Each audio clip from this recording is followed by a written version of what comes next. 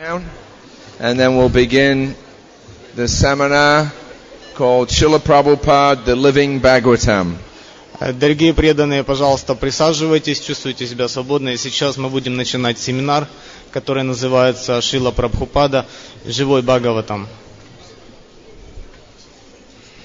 Namarom Vishnu Padaya Krishna Prastaya Bhutale Srimate Bhaktivedanta Swaminiti Namane Namaste Saraswati Deve Gauravani Pracharne Nirvasesya Shunyavadi Pasyachadi Shatarne Amagyana Timidandasya Gananjana Salakaya Chakram Militam Yena Tasmai Sri Gurave Namaha Sri Krishna Chaitanya Prabhu Nityananda Sri Advaita Gadadhar Sivasadi Gaur Bhakta Vrinda Hare Krishna Krishna Krishna Hare Hare Hare Rama Rama Rama Hare Hare Om Namo Bhagavate Vasudevaya Om Namo Bhagavate Vasudevaya. Om Namo Bhagavate Vasudevaya. Om Namo Bhagavate Vasudevaya. Om Namo Bhagavate Vasudevaya. Om Namo Bhagavate Vasudevaya. Om Namo Bhagavate Vasudevaya. Om Namo Bhagavate Vasudevaya. Hare Krishna. Харе Кришна. So thank you all for coming. Большое спасибо всем за то, что вы пришли сегодня. This is the first of the series that I'm doing on the seminar called Srila Prabhupada, the Living Bhagavatam. Это первый семинар из серии, который я буду вам читать. Называется Шрила Прабхупада, живой Бхагаватам. Last year, those of you that were here may remember we talked about the subject of chanting. В прошлом году, для тех, кто был здесь, я напомню, что мы говорили о воспевании. So this year, we're going to talk about Srila Prabhupada's books. В этом году мы будем говорить о книгах Шрилы Прабхупады. Srila Prabhupada, of course, said that books are the basis. Шрила Прабхупада говорил, что книги – это основа. And whatever success that Prabhupada had, he always accredited that to the fact that he had produced or written so many books. И тот успех, который имел Шрила Прабхупада, он всегда говорил, что в этом успехе большая заслуга книг, которые были напечатаны. So tonight and in the following days, we'll look at a brief history of Prabhupada's writing. Сегодня и в следующие дни мы будем смотреть на короткую историю того, как Шрила Прабхупада писал. We'll look at the sources of inspiration that motivated Srila Prabhupada for his writing. Мы будем смотреть также на источники вдохновения, в которых черпал свое вдохновение Шрила Прабхупада. We'll have a look at aspects of writing such as editing. Мы будем смотреть на такие аспекты письма, как редактирование. And Srila Prabhupada's instructions also to his disciples for writing.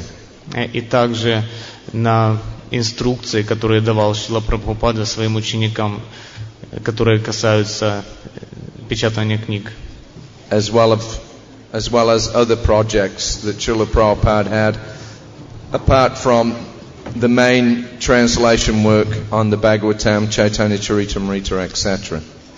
Также мы будем говорить о других аспектах написания, которыми занимался Шрила Прабхупада, кроме перевода и написания Шримад Бхагаватам, также Чайтанья Чаритамриты и других книг. So all the material that I've included in this, practically about 99% of it is drawn from the period that I was able to travel with Srila Prabhupada. Материалы практически 99% из того, о чем я буду говорить сегодня, они взяты из опыта общения со Шрилой Прабхупадой в то время, когда мы были с ним, мы были вместе, проводили с ним время вместе. Because if I took all the material that was available from the entire period of Prabhupada's presence with us, then we'd have tomes and tomes of books, many volumes. Потому что если бы мы взяли материалы за весь период, которым посвятил Шрила Прабхупада, то это были бы тонны и тонны литературы. But I think from the material that I have here, you'll get a very clear and intimate look at Srila Prabhupada as he was writing his books. Я думаю, тех материалов, которые я собираюсь вам представить, будет достаточно для того, чтобы у вас было четкое представление о том, как же Шрила Прабхупада писал свои книги. So it's important to understand that Srila Prabhupada didn't just suddenly begin writing. И это ключевым является то, чтобы мы поняли, что Шрила Прабхупада не просто сразу как-то начал писать. We know, of course, that his main work began when he was residing in the Radha Damodar temple from 1959 through to 1965, before he came to the West. Мы, конечно, знаем, что он начал писать свои книги, когда находился в храме Радха Дамодара, начиная с 1959 до 1965 года, после чего он отправился на Запад. But for Srila Prabhupada, writing was not a suddenly acquired ability. Но для Шрилы Прабхупады писание книг было не просто, не просто способность, которую он вдруг получил. One of the most important aspects of Srila Prabhupada's writing was that he was recognized by his spiritual master, Srila Bhaktisiddhanta Saraswati Thakur, for his ability to express Krishna consciousness in written form.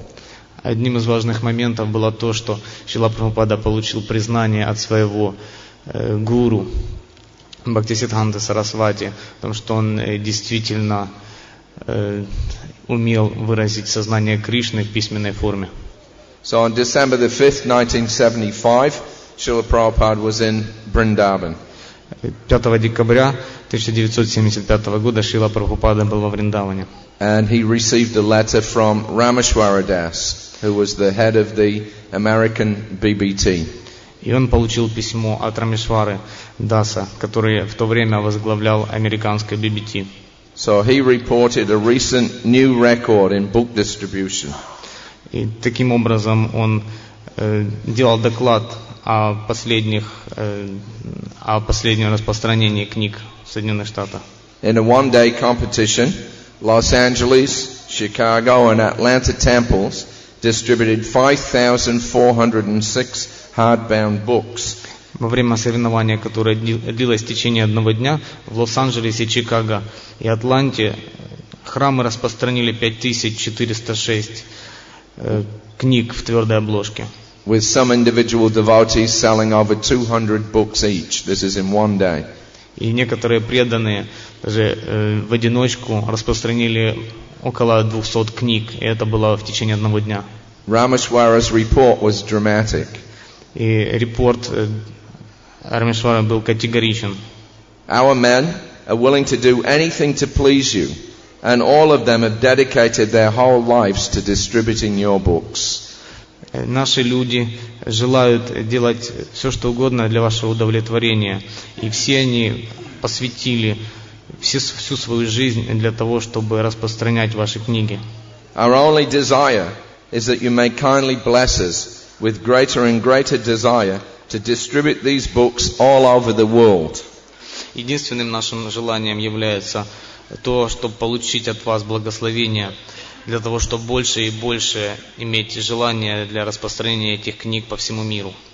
Until every home has whole libraries of your books.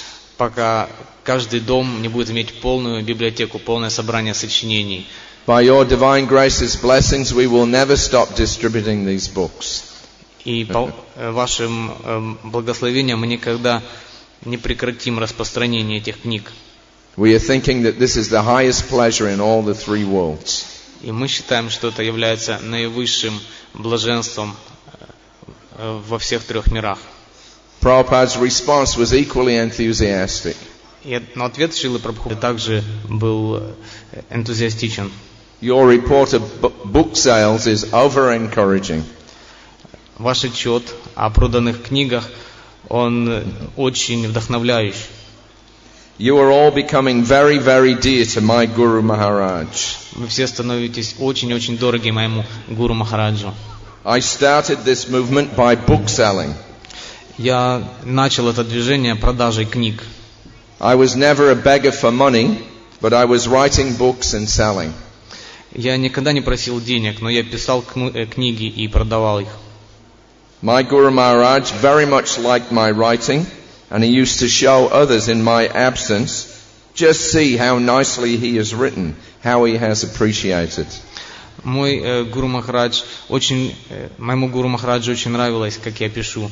И когда я писал книги, он показывал другим мое отсутствие и говорил: посмотрите, как хорошо эта книга написана, и как он оценил это.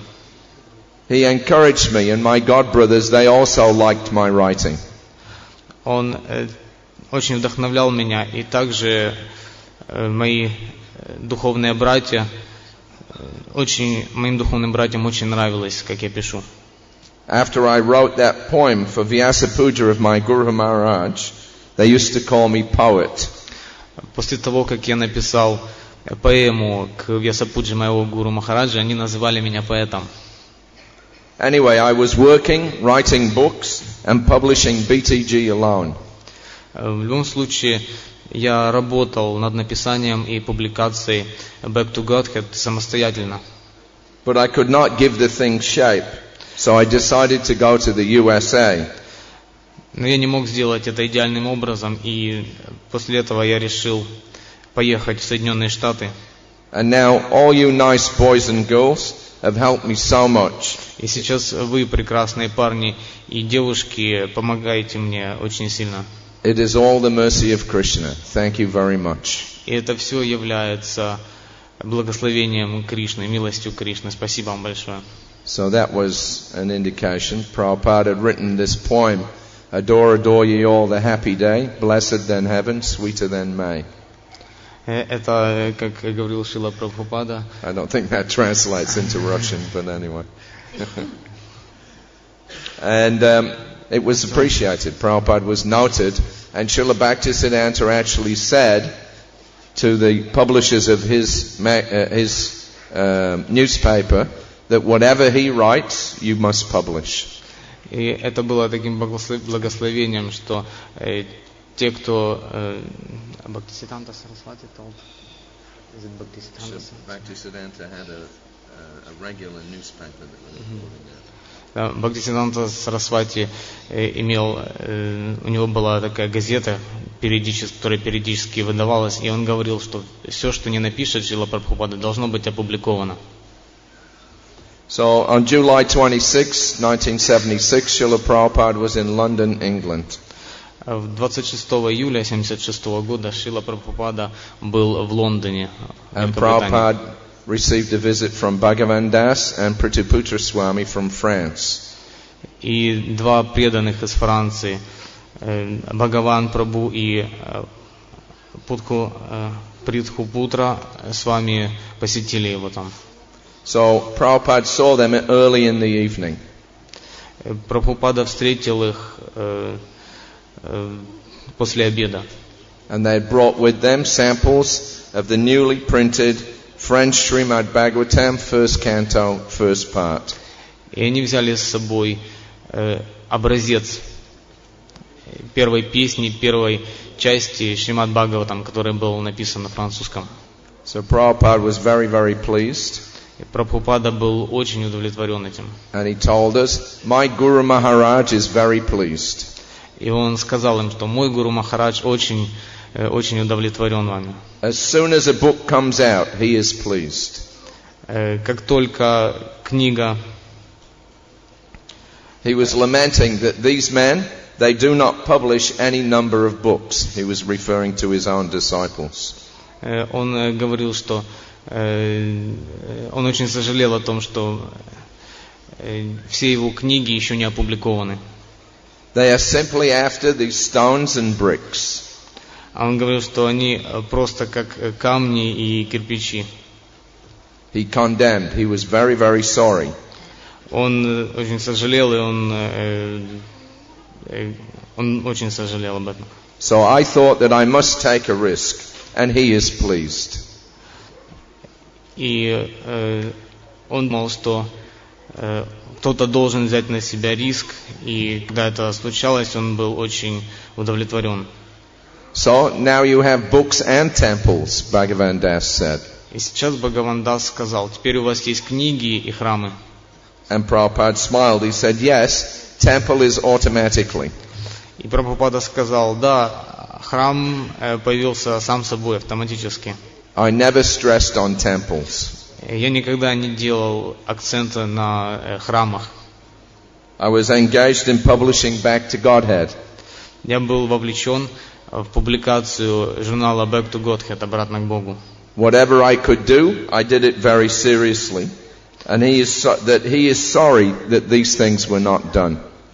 И все, чтобы он не делал, он воспринимал это очень серьезно, и он чувствовал, он не очень хорошо чувствовал, если это не было сделано надлежащим образом. He said that there will be fire in this Gaudiya mat. Он говорил, что будет огонь с этим Гаудия Матхом. Agun Jvalbe, he said. Amari tachi loka kichui boy, kakare boy. If I can, I shall sell the marbles of this temple and convert them into books. Агун Джабл, он говорил, если я мог, я бы продал весь этот мрамор храма для того, чтобы переделать, для того, чтобы получить больше книг. That was his ambition. Это было его желанием. He started a very nice press, but this Tirtha Maharaj sold it. Он начал очень хорошую прессу, начал очень хорошую публикацию, но Тиртха Махарадж продал это. Tirtha Maharaj, he was the lead manager in the Gaudiya mat. Тиртха Махарадж был ведущий и менеджер в Гаудия Матхе. So after Srila Bhaktisiddhanta's disappearance, there was a big fight. И после того, как Шрила Бхактисиддханта покинул тело, была большая такая драка. Who would get all the assets? Кто получит все активы? So this Tirtha Maharaj, he went to court, and to pay for his court case bills, he even sold the press of Srila Bhaktisiddhanta to pay for his legal fees. И Тиртха Махарадж обратился в суд, и он даже продал часть этого траста, который основал Шрила Бхактисиддханта, для того, чтобы погасить судебные издержки. Sold it. Jai Tirtha asked in surprise. Джай Тиртха с удивлением спросил, продал? Jai Tirtha was the GBC at that time in England. Джай Тиртха в это время был GBC в Великобритании. Yes, Prabhupada said. He is not representing Guru. Да, сказал Прабхупада, он не представлял своего гуру. Better let us have it. Лучше иметь деньги для того, чтобы покрывать судебные издержки. Sometimes I'm sorry that my name has that word in it, Jai Tirtha said ruefully. Иногда Джай Тиртха сказал немножко грубовато, иногда мне очень жаль, что мое имя содержит это слово. Prabhupada paused a moment and then offered him a word of encouragement and comfort. Прабхупада остановился на минутку, и затем он успокоил его и поддержал. You are Jaya Tirtha. Ты Джая Тиртха. You are victorious. Ты победоносный. Now, whatever is being done, it is by Bhaktisiddhanta's blessing. И теперь все, что бы ни происходило, происходило по воле Шрилы Бхактисиддханта. So, let us work sincerely. Давайте же тогда будем работать откровенно. Then all things will be done. и тогда все вещи будут автоматически сделаны. Otherwise, it is humanly impossible. В другом случае это выше человеческих сил. It is by His grace. И это все находится является Его милостью. We'll see a little bit later that Prabhupada was not talking figuratively there. И немножко позже мы увидим о том, что Шрила Прабхупада не говорил об этом не прямо, он говорил это конкретно. So now, then, Jayatitha, he refers to George Harrison. И теперь Джаятиртха говорит о Джордже Харрисоне. George had just visited Srila Prabhupada the same afternoon and had left a couple of hours before this conversation. Джордж посетил Шрилу Прабхупаду также этим вечером, приблизительно 2 часа до этой встречи. So Jayatitha said, George was also commenting that how one man could have written so many books. Джордж также говорил о том, что как один человек может написать такое большое количество книг. He said that he could not even read them all, what to speak about, write them. Джаятиртха сказал, что он не смог даже прочитать их всех, что уже говорить о написании. Prabhupada quoted a Sanskrit verse, Mukam karoti vachalam pangam langai te gurim yakripa tamaham vande Shri Gurun dinatarinam. Go on. Прабхупада процитировал санскритский текст. A dumb person becomes a great orator. Глупец становится великим оратором. A lame man can jump over a mountain. Хромой может перепрыгнуть гору. Yat kripa, by the mercy of the Guru, it is possible. Yat kripa, это все возможно по милости Гуру. So let us cooperate and do this business. Давайте же будем кооперироваться и делать вместе это дело. The higher authority will be pleased. И высшие авторитеты будут удовлетворены. And that is our success. Что будет являться нашим успехом. Yasha prasadat bhagavat prasada. If the higher authorities are pleased, then Krishna is pleased, and that is our success. Yasha prasadat bhagavat prasada. Если высшие авторитеты удовлетворены, тогда Кришна также удовлетворен, и это является нашим успехом. So who those higher authorities are, we'll see in a minute. И кто знает высших авторитетов, мы посмотрим, мы увидим через минуту. So that's a couple of things where Prabhupada mentions that his Guru Maharaj was very pleased with his writing. Это несколько таких заметок, где Шрила Прабхупада говорил о том, что его Гуру Махарадж очень удовлетворен тем, как он пишет. But Prabhupada's writing ability and recognition of that goes back even further than that. Но признание Шрилы Прабхупады как писателя было сделано еще значительно раньше, чем. On January the 12th, 1976, Prabhupada was in Calcutta.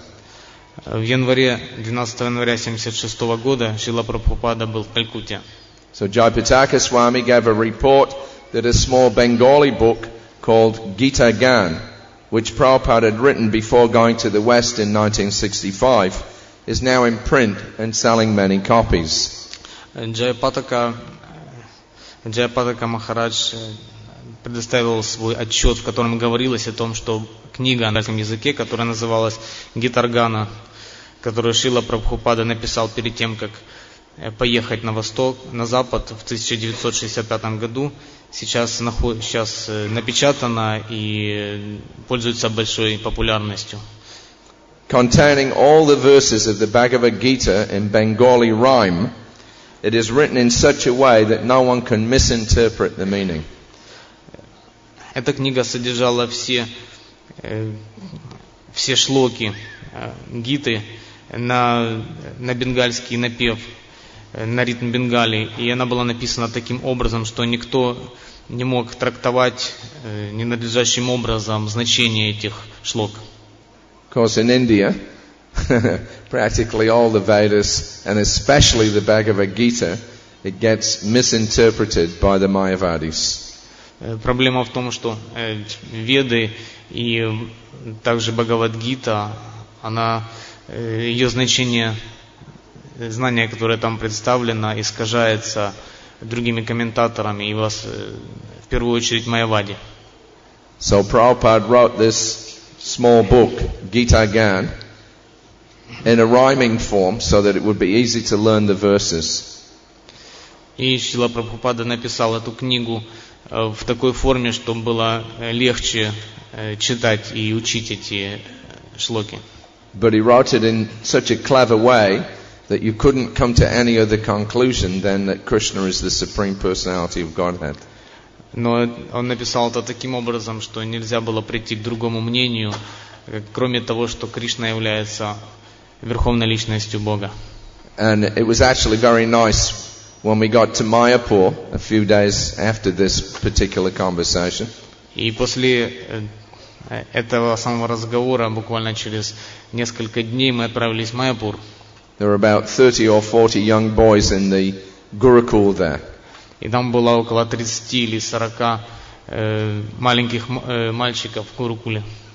And every morning, in time for the greeting of the deities, then the boys would come walking down the main avenue of Mayapur, chanting at the top of their voices all the verses from the Gita Gan. И каждое утро после утренней программы эти маленькие мальчики, они выходили на дорогу, которая вела от храма, и воспевали вот эти шлоки в том ритме, как они были представлены в Гита-гане, в этой книге. And Prabhupada would look out over the balcony, and with a big smile on his face, he would watch them coming into the temple.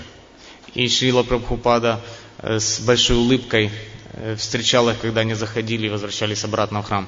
They would come down in two lines.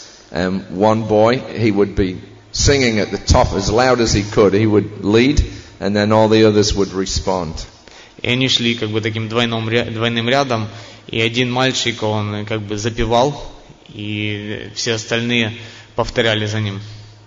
So smiling, Prabhupada recalled how his godbrothers used to call him Kavi, or poet. И улыбаясь, Шрила Прабхупада вспомнил, как его духовные братья называли его Кави или поэт. And he said that even at school, he would write English verse. И он вспомнил, что даже в своей школе он писал стихи на английском языке. So this was one of Prabhupada's, old habits. He used to like writing poetry in English. Это была одна из старых привычек, которые имел Шрила Прабхупада. Он писал на английском языке такие поэмы. Because he had gone to Scottish Church's College in Calcutta, and he had been well educated in the English language there. Это было потому, что он посещал шотландский колледж в Калькутте, и там он получил очень высокий уровень образования. So not only was he good at writing English verse, he could also write English compositions. Он был не только хорош в написании английских стихов, он также хорошо писал прозу. So on August 21st, 1976, he was in Hyderabad. He had gone there to open the new temple on Janmashtami. В августе 21 числа 1976 года он был в Хайдарабаде на открытие нового храма. And Jayapataka and Gargamuni Swamis, they had come to give a report on Mayapur. And Гаргамуни и Джайапатака Свами, они делали там доклад о том, что происходило в Майяпуре. So again, there was some talk about the Gita Gan. Опять же, разговором была затронута эта книга Гита Гана. Especially pleasing to Prabhupada was the news of the sales of his Bengali language book, Gita Gan. И для Шрилы Прабхупаде очень нравилось, когда говорили о том, какой популярностью эта книга пользовалась в Бенгалии. The sannyasis said that everywhere they went, people were asking for it. Саньяси говорили, что куда бы они ни пошли, везде люди спрашивали об этой книге. And some devotees were selling up to 200 copies at a time. Некоторые преданные продавали буквально 200 копий за один раз. It was so popular that when Jayapataka went to the government offices at Writers' Building, some of the workers there were asking for that book. И она была настолько популярна, что когда Джайапатака Махарадж поехал в Калькутту в дом писателей, то некоторые рабочие, они просто подошли к нему в надежде получить эту книгу. Jayapataka said the only difficulty was that we lacked Srila Prabhupada's books in the local languages. Джайапатака говорил о том, что единственная проблема, которую мы встретили, это то, что недостаточное количество книг Шрилы Прабхупады переведено на местные индийские языки. So to rectify that, he said he had set up a team of devotees to begin translation into Bengali. Для того, чтобы исправить это, он организовал команду преданных, которые начали переводить эти книги на бенгали. So it's interesting that Prabhupada, he was born and brought up in West Bengal, but he did all his writing in English. Это было интересно, что Шрила Прабхупада родился и вырос в Западной Бенгалии, но он всегда писал на английском языке. Yeah, all Prabhupada's Bengali, Bhagavatam, Gita, Chaitanya Charitamrita, they're all translated into Bengali from the English. Все книги Шрилы Прабхупады, Бхагаватам, Бхагавадгита, Чайтанья Чаритамрита, они переведены на бенгали с английского. That's indicative of Prabhupada's determination to fulfill the desire of an order of his spiritual master. Это показывает приверженность Шрилы Прабхупады к тому, что он хотел исполнить желание своего духовного, наставления своего духовного учителя. So the translators are Subhag Das, Tatpur Das, and a new devotee, Kishore, a freelance writer and former honors student from Calcutta University. В эту команду входили такие переводчики, как Субханга Даса, Тапур Даса и новый преданный, которого звали Кишор, который закончил университет Калькутты с красным дипломом. Subhag Das, of course, is now Subhag Swami. Также Subhag Das is now Subhag Swami. I'm talking off my head. Да. Субхаг сейчас это Субхаг Свами. And this devotee Kishore that he mentioned here is Bhakti Charu Swami. И этот преданный Кишор это Бхакти Тиртха Свами. Бхакти Чару Свами, извините. Pay attention. Yeah. It's a hard job. We have to be sympathetic. So, Jayapataka personally reads through what they have done to make sure that there are no philosophical errors. Джайапатака лично прочитал то, что было сделано, лично для того, чтобы убедиться, что нету философских ошибок. Gargamuni said that it was difficult to get Hindi or other Indian language translations done. Гаргамуни сказал о том, что тяжело сделать перевод на хинди или на другие индийские языки. And Prabhupada agreed. И Прабхупада согласился с этим. The impersonal idea is in everyone's head. Идея имперсонализма находится в голове каждого. God has no legs, God has no head.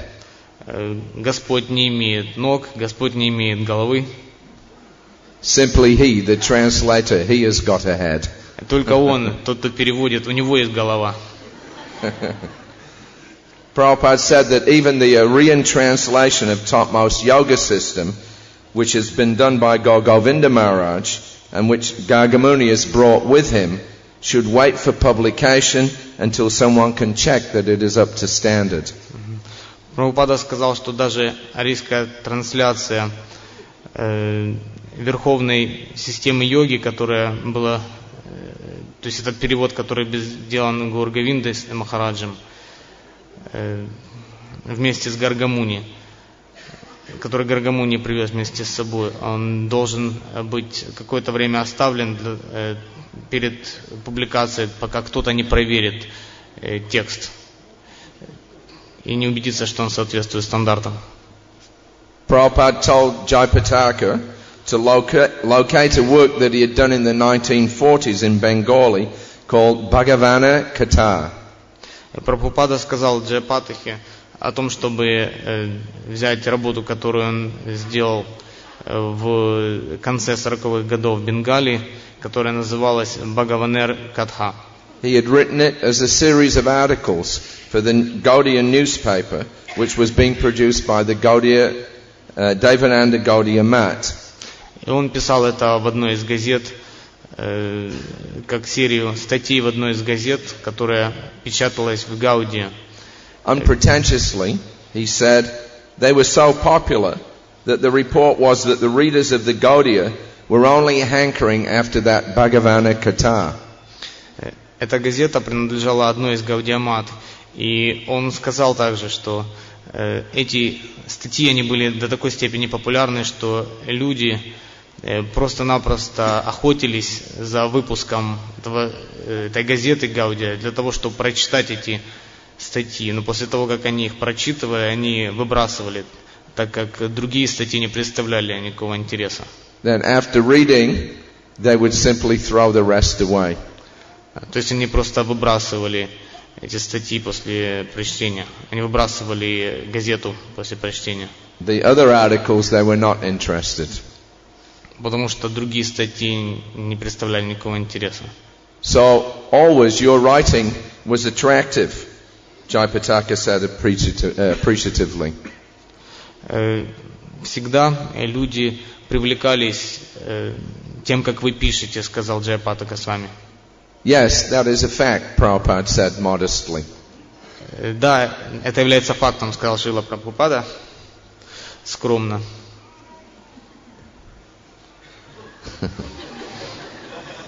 Even my teachers were attracted in my school days, he told us. Даже мои преподаватели привлекались этим, в то время как я учился в школе. In my matriculation class, I wrote one essay.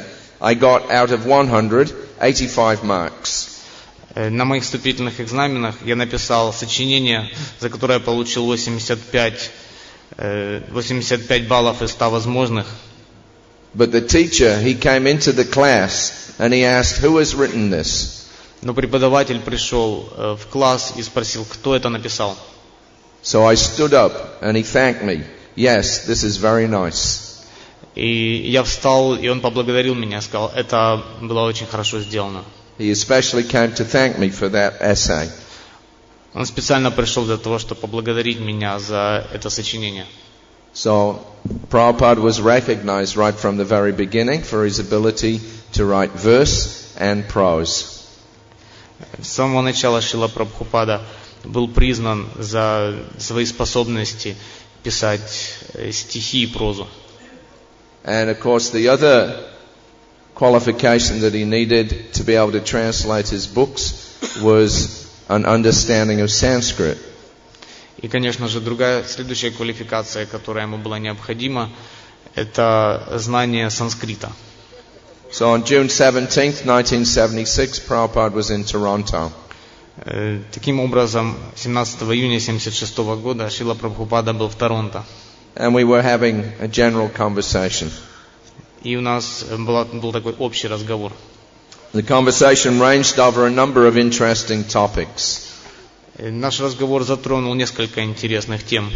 With Prabhupada sharing his unique insights into social life, history, education and culture.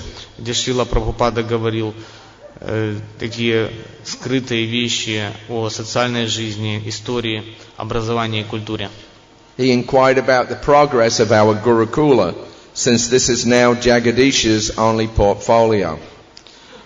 Он также спросил о Гурукуле, о том, как развивается Гурукула, так как она была на ответственности Джагадиши. So Jagadish had been the GBC there in Toronto and Detroit, but now he was only looking after the educational portfolio. Джагадиша в то время был GBC в Торонто, но сейчас он присматривал только за образованием, за частью образования. And Prabhupada expressed his doubts about the standard of training. Шрила teaching. Прабхупада выразил свои сомнения по поводу стандарта обучения в Гурукуле. He informed Jagadish that in Los Angeles, Pradyumna had complained that his 6-year-old son, Aniruddha, who is in the Gurukul there, could not yet write from 1 to 10. Он сказал Джагадише, что в Лос-Анджелесе Прадьюмна жаловался на то, что его 6-летний сын Анирудха, который был в Гурукуле, не мог написать от 1 до 10. Pradyumna also claimed that the level of Sanskrit was poor. Прадьюмна также говорил о том, что уровень преподавания санскрита не был на высшем уровне. And Prabhupada said that he had personally observed in Dallas that the students there could not chant the Sanskrit properly. Прабхупада также сказал, что он лично видел, как в Далласе студенты Гурукулы не могут воспевать санскрит надлежащим образом. Although he said that it was simply a question of practice. Хотя он говорил, что это только вопрос практики. You see, to these two things especially, he said. И вы видите, что вот эти из двух... English is their mother tongue, mother language. Из этих двух вещей два очень важных момента. Первое это то, что английский является их основным языком, то есть родным языком. And they can become English scholar very easily. И они могут выучить английский очень легко. And Sanskrit language is no difficulty. Санскрит также не представляет особой сложности. Read and write, then he will learn. Читайте и пишите, и таким образом вы выучите.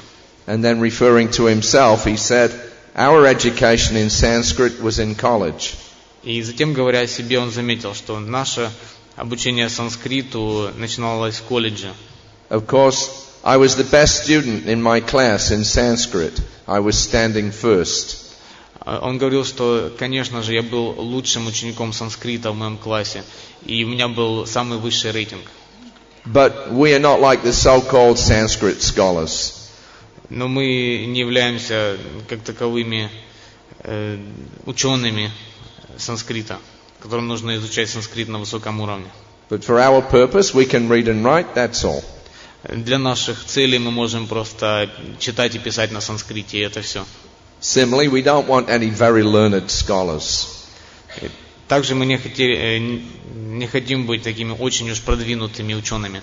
A Sanskrit grammarian to manufacture a jugglery of words and meanings. No, we don't want that. Такими учеными, санскритологами, которые могут жонглировать словами и значениями. Нет, это не то, что нам нужно. So that was Prabhupada's qualifications. He was expert in English and he was expert in Sanskrit, right from the very beginning. Это была квалификация Шрилы Прабхупады. Он был экспертом в английском языке и экспертно знал санскрит с самого начала. And of course, the other publication that we know that Prabhupada began with was the Back to Godhead. И также мы знаем, что публикация, с которой начал Шрила Прабхупада, это был его журнал «Обратно к Богу», Back to Godhead. Now, Indradyumna Maharaj, in his talk, he referred to an interviewer who had asked Srila Prabhupada about his communication with Krishna, and Prabhupada had said that it was direct. Индрадюмна с вами говорил о том, как он спросил одного Шрила Прабхупады о его связи с Кришной. И Шрила Прабхупада сказал, что эта связь была прямой. That man, his name was Kevin Lahart. He was from Newsday magazine. И этот человек, он был из Newsday, из журнала Newsday. And he had a very successful interview with Prabhupada on July 14th, 1976 in New York City. И этот человек этого человека было очень успешное интервью с Шрилой Прабхупадой 14 июля 1976 года, которое имело место в Нью-Йорк-Сити. So during the course of that interview, Kevin asked Srila Prabhupada, you came here 10 or 11 years ago. You were almost 70 at the time. What had you been doing previously?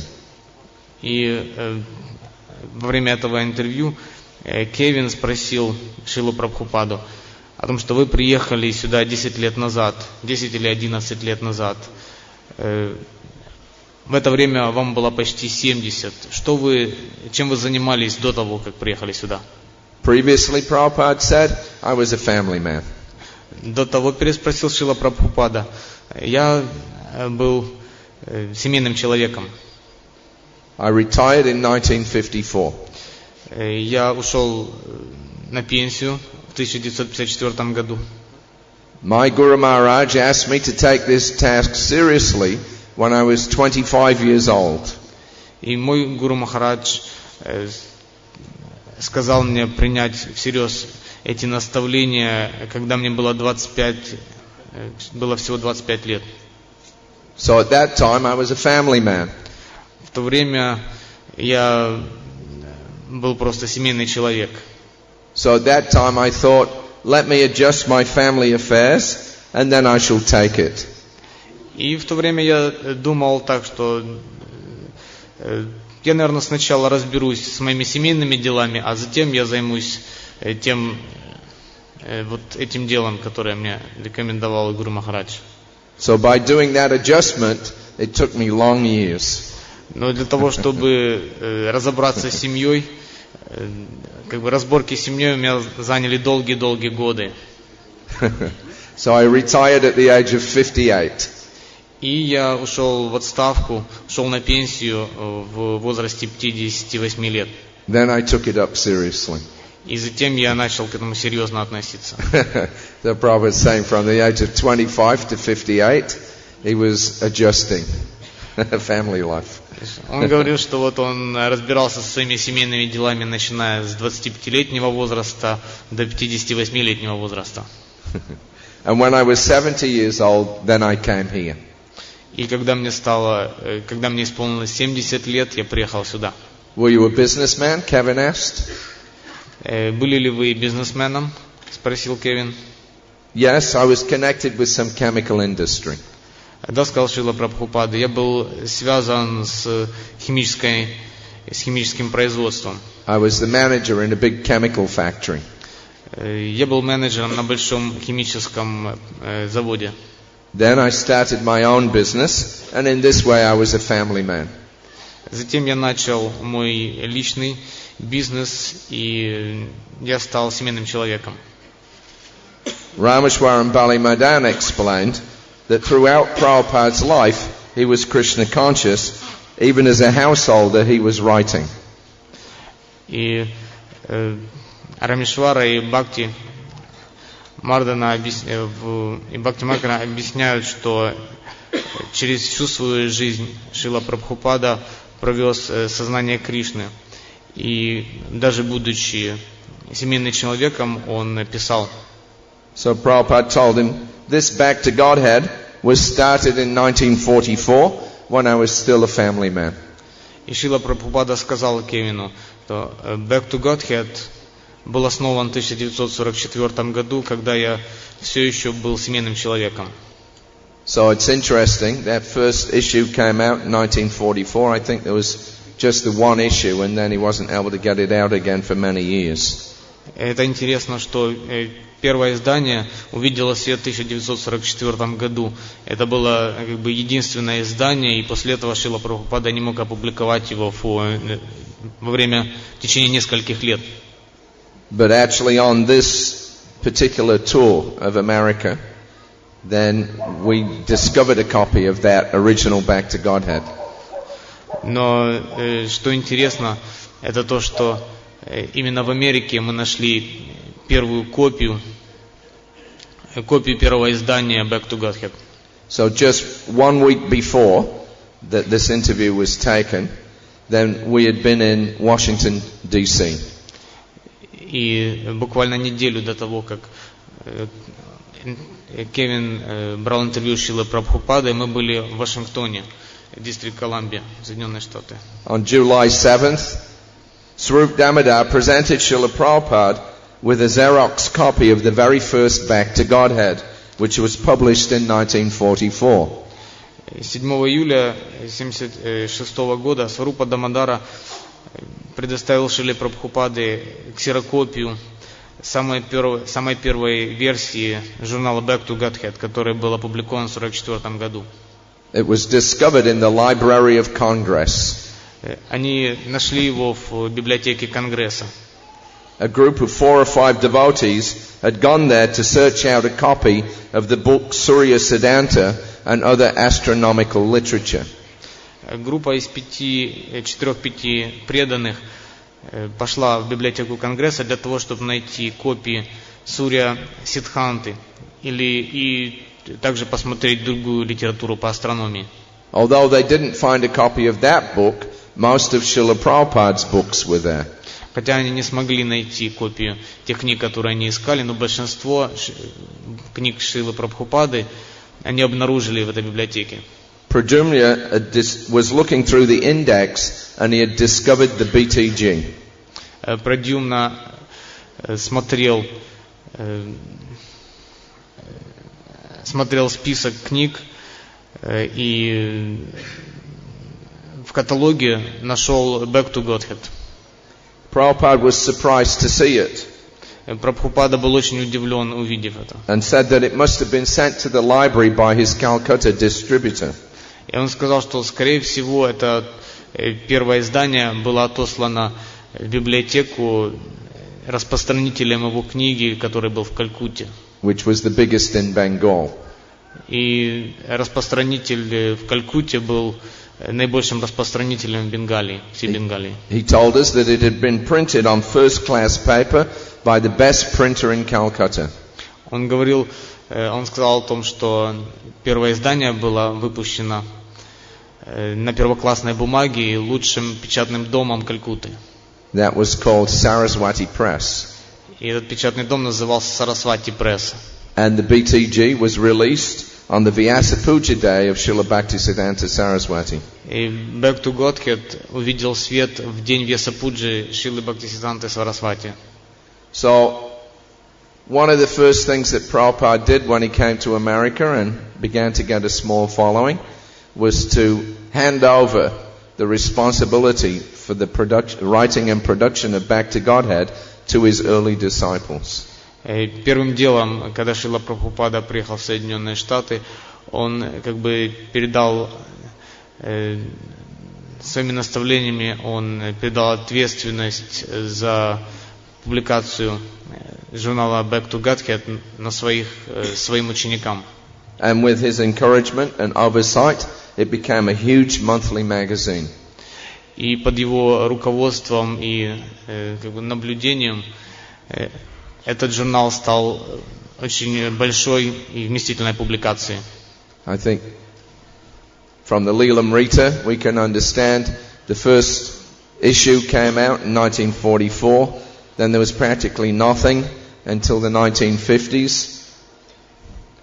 Также из Лиламриты мы можем узнать, что, по сути дела, первое издание увидело свет в 1944 году, и затем практически ничего не было до 50-х годов. Then we see that in the mid-50s, when Prabhupada moved to Vrindavan, he made an attempt to keep the Back to Godhead coming out on a regular basis. И в середине 50-х годов, когда Шрила Прабхупада поселился в Радха-Дамадаре, он также прикладывал усилия для того, чтобы по новой выпускать Back to Godhead. So sporadically, some issues of Back to Godhead were coming out. И время от времени некоторые публикации Back to Godhead выходили. Then he left off doing that so that he could concentrate on writing books. И затем через какое-то время он перестал это делать для того, чтобы сконцентрироваться на написании книг. As we'll see in a minute. Как мы увидим через минуту. But he gave this Back to Godhead. He hadn't forgotten about it, and it was the first project that he gave to his disciples, new disciples. Но Back to Godhead, мы не должны об этом забывать, являлся первым проектом, который он передал своим ученикам. So they did it very successfully. И они сделали это очень успешно. And on June 25th, 1976, when we were in New Vrindavan, и 25 июня 1976 года, когда мы были в Нью-Вриндаване, the advanced copies of the July edition of Back to Godhead magazine arrived. Дополнительные копии июльского выпуска журнала Back to Godhead поступили в Нью-Вриндаван. The BBT has printed a record 1 million copies, and all the articles are excellent. BBT зафиксировала рекорд выпуска в 1 миллион копий. И все статьи в этом выпуске были прекрасны. Yeah. The cover highlights the American bicentennial celebration and shows a devotee chanting in front of a large circular festoon colored red, white and blue, and bearing in its center an American flag with 1776 written in red underneath it.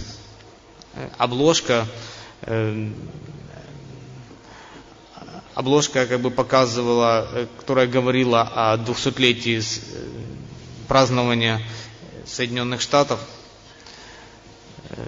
показывала преданного, который воспевал напротив круглой афиши, которая была покрашена в красный, белый и синий цвета, и при этом имела большой американский флаг посередине с надписью 1766, которая была написана именно под флагом. So 1776 was when there was the American Declaration of Independence. 1776 год – это год подписания Американской декларации о независимости. And this was 1976, 200 years to the anniversary. Это было 1976 год, то есть 200-летний юбилей.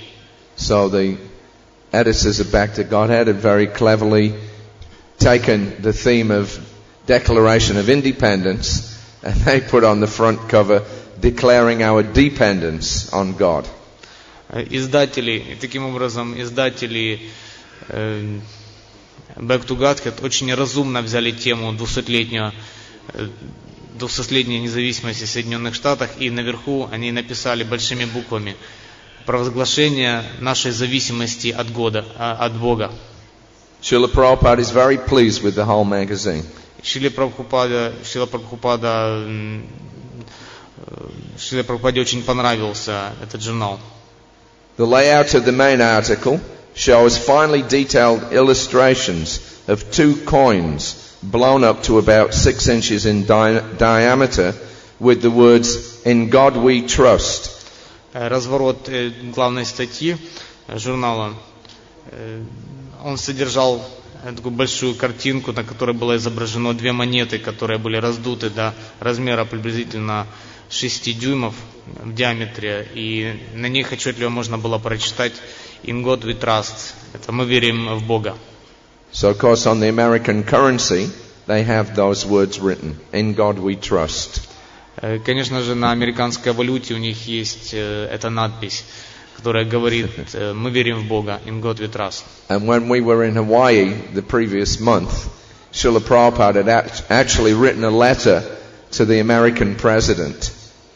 И приблизительно месяц до этого, когда мы были на Гавайях, Шрила Прабхупада писал письмо американскому президенту.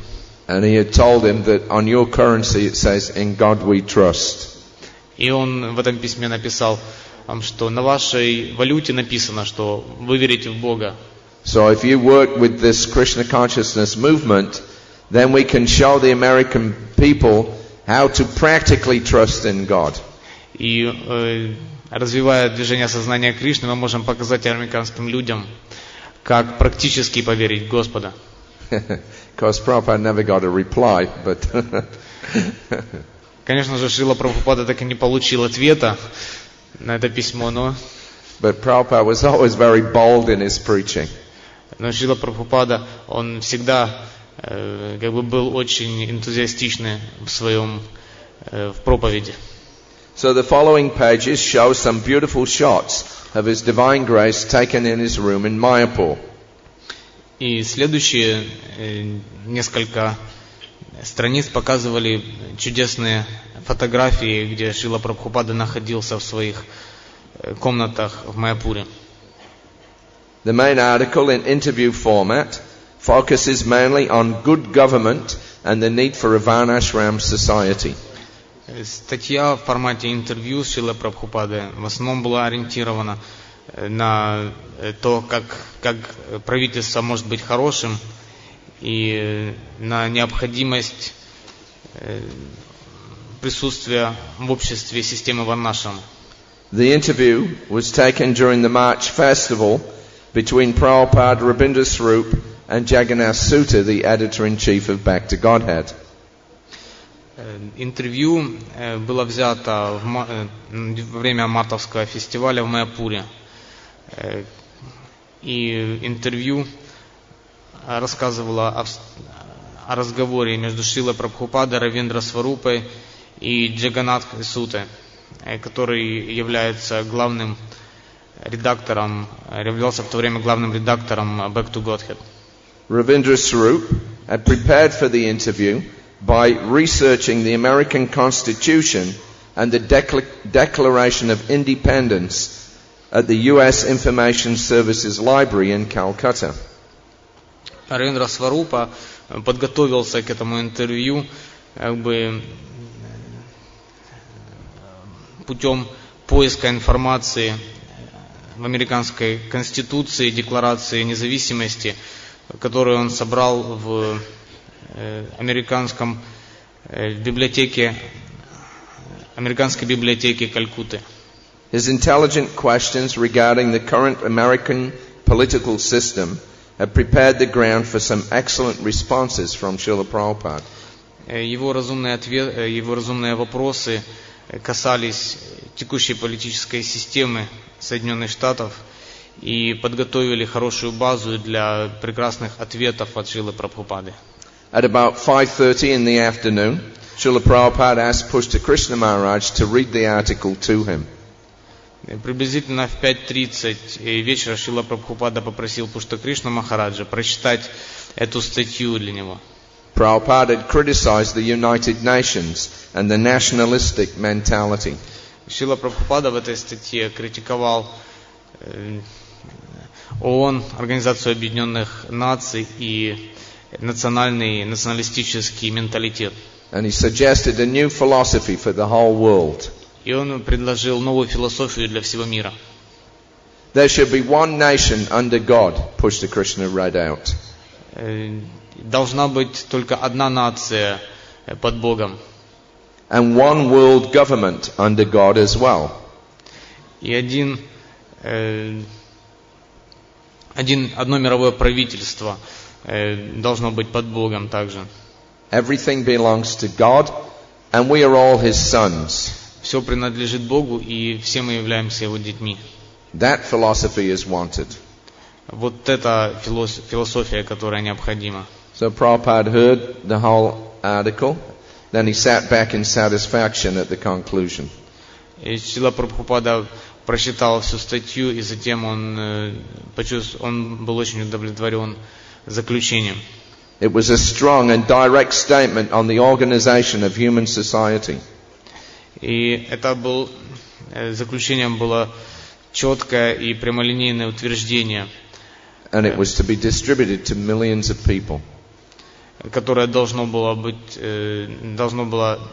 достичь миллиона людей. He asked us, "Do you like this?" И он спросил нас: вам это нравится?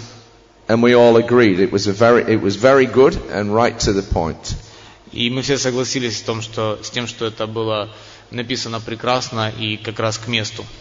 So then there were other articles there also, which we won't mention right now. И затем также этот выпуск содержал несколько других статей, о которых мы сейчас не будем говорить. So that's Back to Godhead. Prabhupada struggled, as he mentioned to Kevin Lahart, 1944. I was a family man, but I started this Back to Godhead. И это информация о Back to Godhead, об этом журнале, когда он сказал Кевину о том, что в 1944 году он начал публикацию. Now, 32 years later, he had the satisfaction of seeing 1 million copies being printed in 1 month. И затем, спустя 32 года, он был очень удовлетворен тем, что 1 миллион экземпляров был напечатан в течение 1 месяца. Anyway, in the 1950s, when Prabhupada was working on BTG, it was in a newspaper format. В любом случае, в 50-е годы, когда Шрила Прабхупада работал над Back to Godhead, этот журнал был в формате газеты. So on the evening of January the 20th, 1976, we were all in Prabhupada's room having a conversation with him. 20 января 1976 года мы были в покоях Шрилы Прабхупады в Майяпуре. This evening, His Divine Grace told us more about his life before establishing ISKCON. И в этот вечер Шрила Прабхупада, его божественная милость, рассказал нам больше о его жизни перед тем, как он He explained that when he began publishing Back to Godhead, many people had appreciated it. Он рассказал нам, что в то время, когда он начал печатать журнал Back to Godhead, очень много людей оценили это. Including his godbrother Bon Maharaj and others. Включая его духовного брата Бон Махараджа и других. Then one librarian friend had asked him, why not write books? A paper is thrown away, but a book is kept. И затем один из его друзей, который работал в библиотеке, спросил, почему бы не написать книги? Потому что бумага, то есть газета, выбрасывается, а книги люди сохраняют. So in 1958, he wrote his first book, Easy Journey to Other Planets. Таким образом, в 1958 году он написал свою первую книгу «Легкое путешествие на другие планеты». Then in 1960, he began the first canto of the Srimad Bhagavatam, publishing the first part in 1962. Затем в 1960 году он начал работу над первой песней Шримад Бхагаватам и опубликовал первую часть первой песни в 1962 году. In 1963 came part 2, and by the end of 1964, part 3. В 1963 году увидела свет вторая часть, и к концу 1964 года третья часть была опубликована. Each printing was 1,100 copies, the cost donated by a wealthy business magnate. И каждый выпуск содержал 1100 копий, 1100 экземпляров, на которые деньги были пожертвованы бизнесменами, богатыми бизнесменами индийскими. So we mentioned previously that Prabhupada had given the credit to the superior authority. Перед этим мы говорили о том, что Шрила Прабхупада ссылается,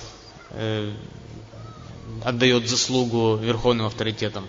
And it was during the period, of course, when Prabhupada was residing in Radha Damodar Mandir from 1959 through to 65 that he began the most serious work of his life, which was the Srimad Bhagavatam commentaries.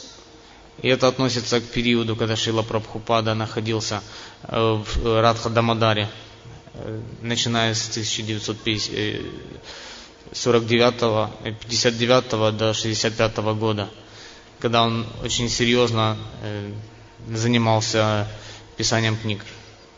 And on July 26, 1976, we got some indication from Srila Prabhupada about the source of inspiration for writing the Bhagavatam.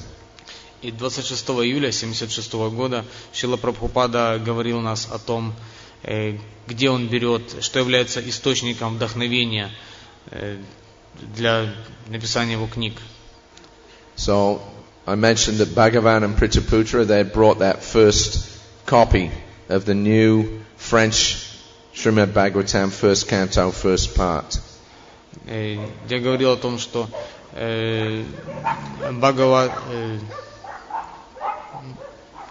Бхагаван привез первую, на встречу к Шриле Прабхупаде привез первую копию Шримад Бхагаватам на французском языке. So everybody left the room, I was left alone there with Srila Prabhupada. И в тот момент, когда все вышли из комнаты, я остался наедине с Шрилой Прабхупадой. During the conversation, I had flipped through the pages of the new French Bhagavatam. and noticed a picture of Srila Prabhupada's kitchen at the Radha Damodar temple.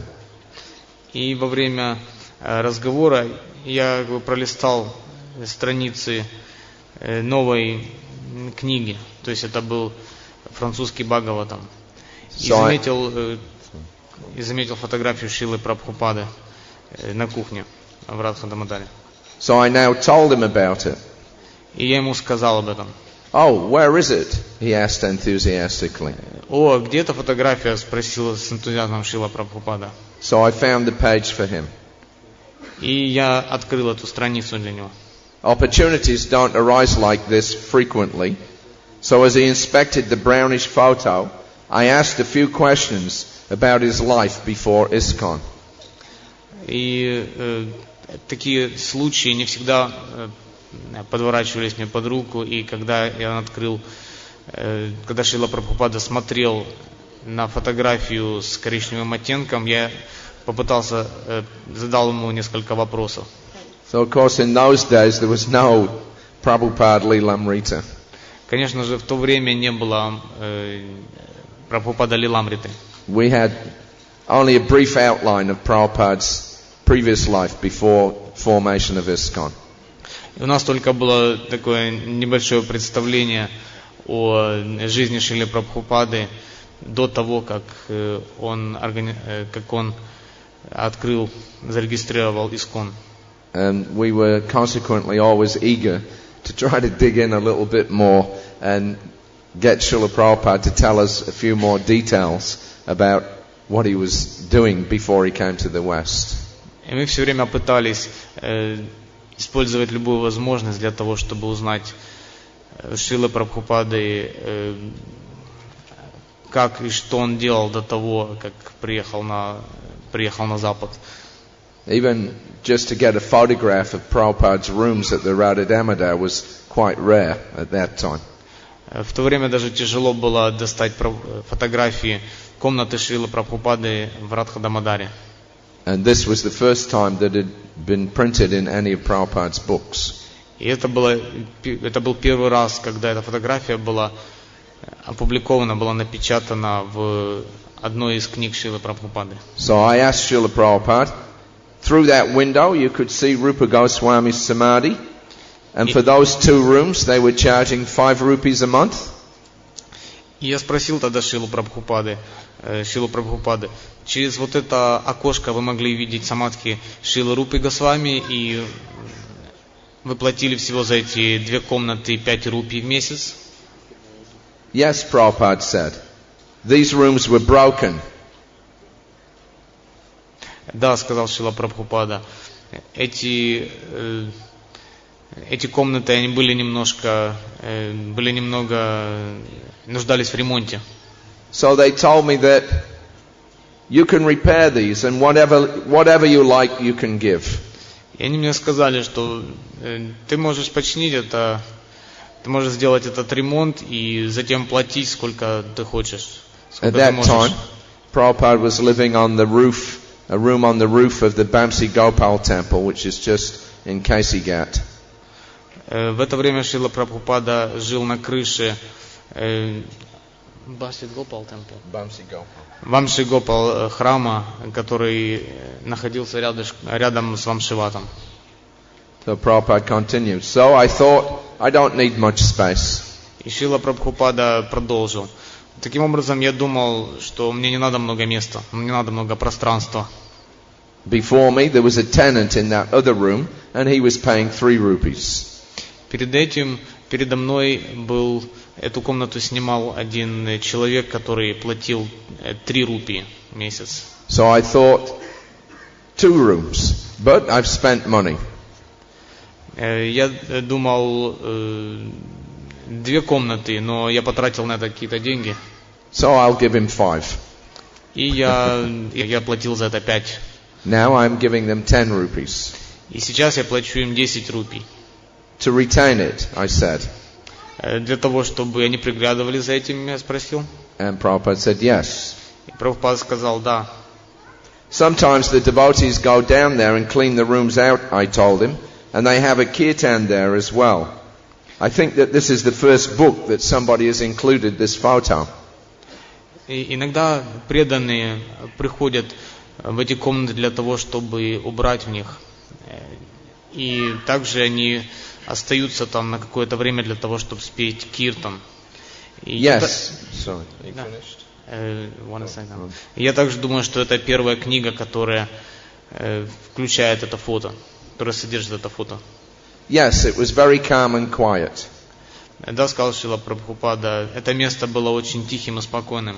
And people used to offer obeisances from outside because they knew. Practically everyone knew me, so they used to offer. Шрила Прабхупада сказал, что люди приносили свои поклоны с улицы, потому что они знали. Практически каждый знал меня. Таким образом они предлагали поклоны.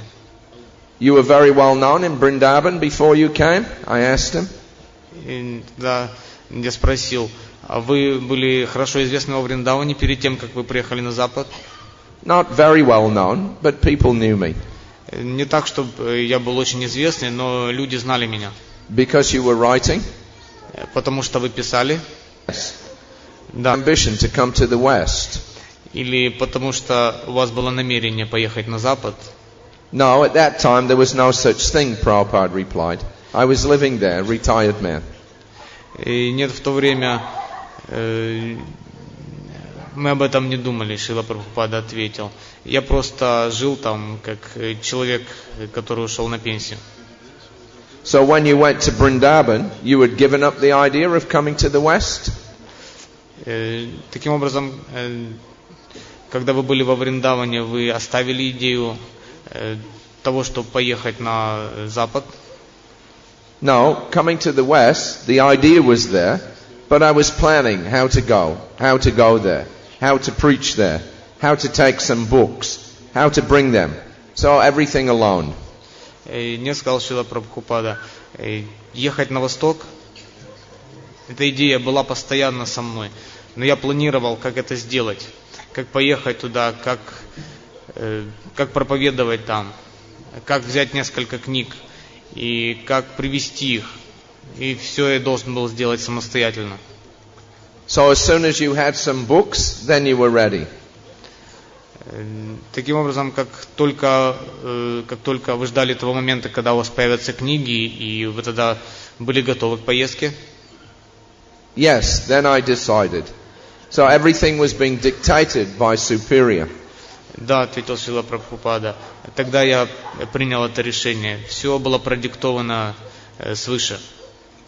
With Prabhupada in such a congenial mood, I took the courage to broach something Haри Krishna had once mentioned to me. Видя, что Шрила Прабхупада находится в таком благоприятном расположении духа, я осмелился сказать о том, что Хари Кришна чем Хари Кришна как-то поделился со мной. I was told that one day you were told by Rupa Goswami that you must go. Мне говорили, что в один момент вам однажды Рупа Госвами сказал вам, что вы должны ехать. Srila Prabhupada's mood changed slightly. В этот момент настроение Шрилы Прабхупады немного изменилось. But that was an open secret, he said dismissively. Он сказал, что это было открытым секретом. Everyone knew. Каждый знал это. And then he changed the subject. И затем он перешел на другой, сменил тему разговора. So, early on, when I had joined Prabhupada's party, I'd been told this by Haри Krishna. В тот момент, когда я присоединился к группе Шрилы Прабхупады, Хари Кришна сказал мне об этом. That Rupa Goswami had personally appeared to Prabhupada and had instructed him about preaching in the West. Что Рупа Госвами появился лично перед Шрилой Прабхупадой и дал ему наставление идти проповедовать, ехать проповедовать на Запад. But he didn't know any details, and I couldn't find anybody that did. Но Хари Кришна не знал никаких деталей этого, и я не мог об этом ничего разузнать больше. So I was always thinking, when will there be opportunity? I'll ask Srila Prabhupada. И я все время думал, что как только подвернется возможность, я спрошу об этом Шрилу Прабхупаду. And so this was the opportunity. I asked him, and he confirmed it. И в этот момент это была как раз та возможность, которую я использовал. И Шрила Прабхупада подтвердил это. But he didn't tell me any details. Но он так и не сказал мне детали. So that was in 1976. То есть это было в 1976 году. Last year in the 2004, 28 years later, I finally got some details about this incident. How many years? 28 years. Через 28 лет после этого я наконец-то получил кое-какую детальную информацию об этом. So last year there was a book that came out, written, it was compiled actually, some interviews that were compiled by our god sister Mula Prakriti Dasi. Муна Пракрити Даси, наша духовная сестра, опубликовала книгу в прошлом году, которая содержала эту информацию. So she quotes a man called Gopal Chandra Ghosh from the Vrindavan Research Institute. Она цитировала человека, которого звали Вриндаван Чандра Гош из института Vrindavan Research Institute. It's written there. Из Вриндаванского исследовательского института. This man was about 20 years old when Prabhupada was resident at the Radha Damodar Mandir. Этому человеку было приблизительно 20 лет, когда Шрила Прабхупада находился в Радха Дамодаре. And he used to go and visit Prabhupada sometimes. И он время от времени приезжал для того, чтобы посетить Шрилу Прабхупаду. So this is his statement from this book, Our Srila Prabhupada, a Friend to All. И это то, что последует, цитата из его книги, которая называется «Наш Шрила Прабхупада, друг всех». So he says, there were several times I recalling him telling me about his Gurudev. И в этой книге он говорит, несколько раз я спрашивал его, попросил его рассказать мне немного о его Гурудеве. Once he had a fever and he was sitting covered with a cloth and blanket reading the Srimad Bhagavatam. Как-то у него была лихорадка, и он сидел под одеялом в одежде, читая Шримад Бхагаватам. I bowed my head to his feet and asked, "You are not feeling well?" Я поклонился, я склонил голову к его стопам и спросил, вы не очень хорошо себя чувствуете? He said, "No, I have a cold, so this little medicinal cure will be helpful." И я сказал, нет, я простудился, и таким образом небольшое лечение пойдет мне на пользу. The next day when I returned, he was happy, healthy, and he was writing, maybe a commentary I did not see. На следующий день, когда я вернулся, он выглядел счастливым, здоровым и что-то писал, скорее всего, комментарий. Я не видел, что это было. I asked him, "Today you were feeling better?" И я спросил его, сегодня вы чувствуете себя лучше? And he answered very mysteriously, "Oh yes." И он ответил,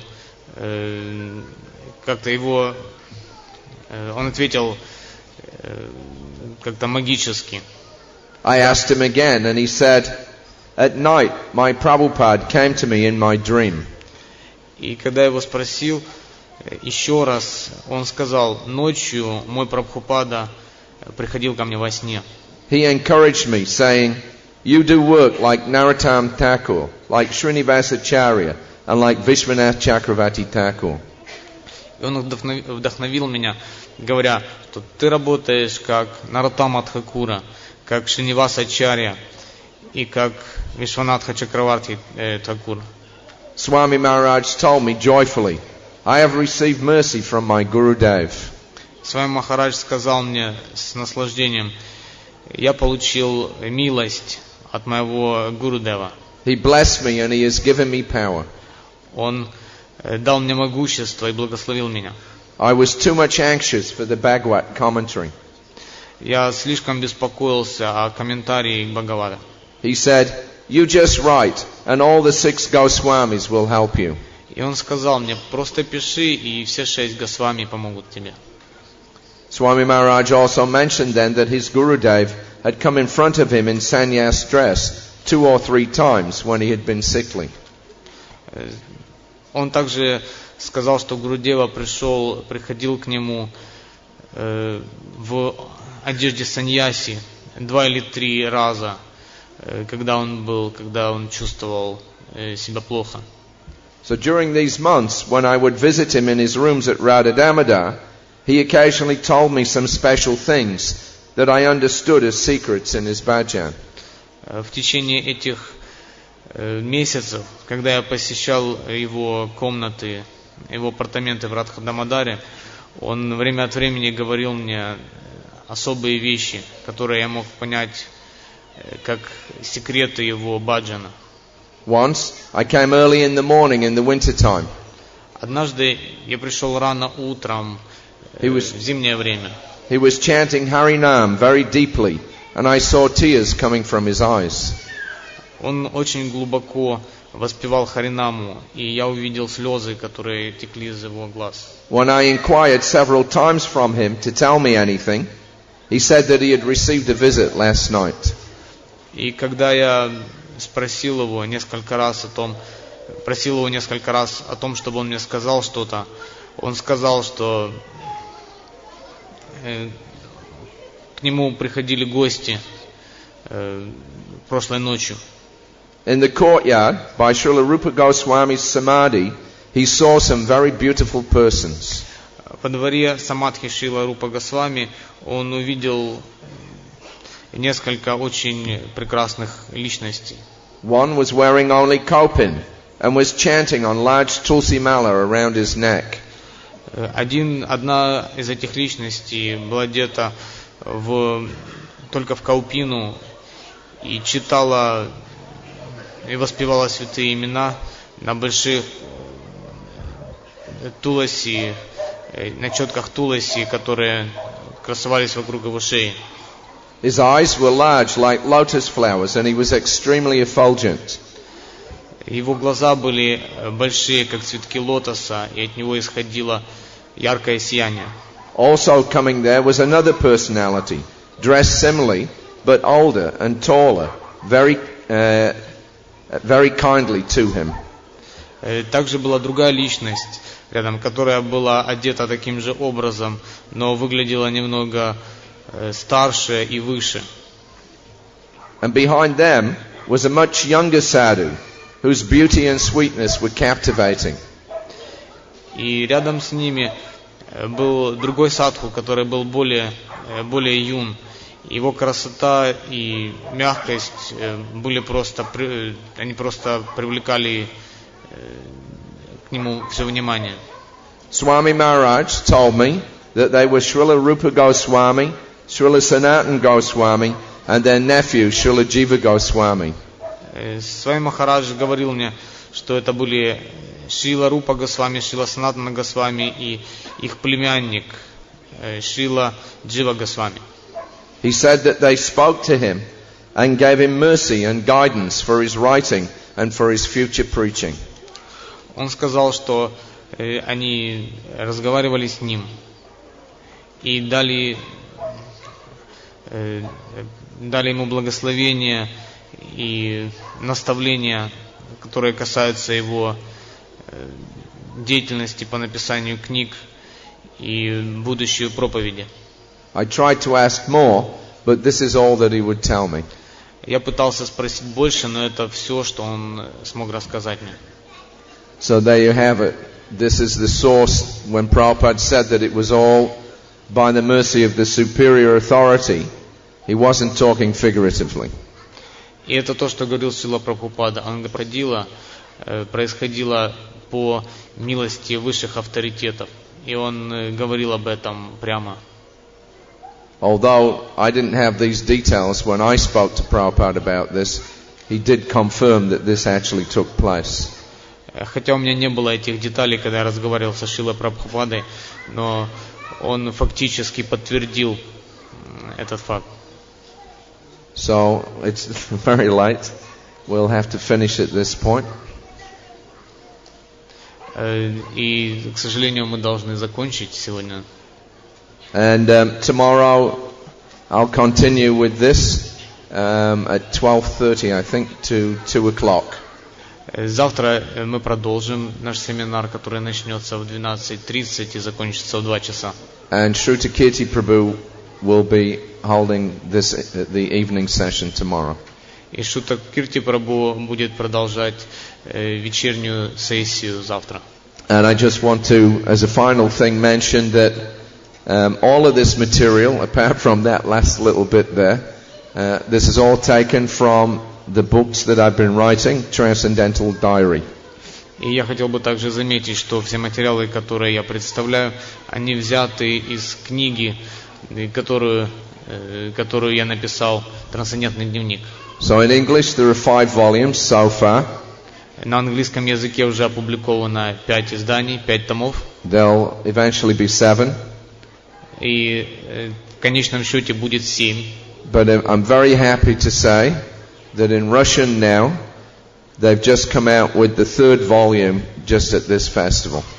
И я хотел бы также сказать, что я очень счастлив о том, что на русском языке к моменту этого фестиваля вышел 3-й том этой книги.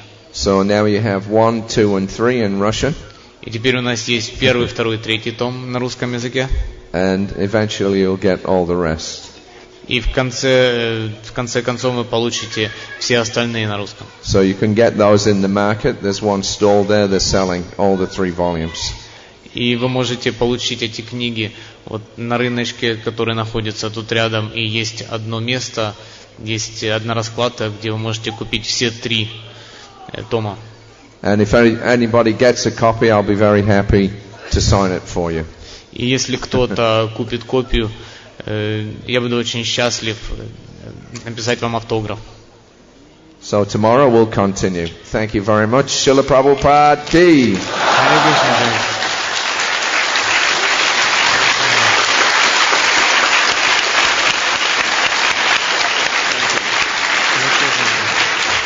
We have to thank back to Alex also. It's a tough job being a translator, but I think he did a good job. Хари Шаури Прабху сказал, что нужно сказать также поблагодарить переводчика, потому что это тяжелая работа.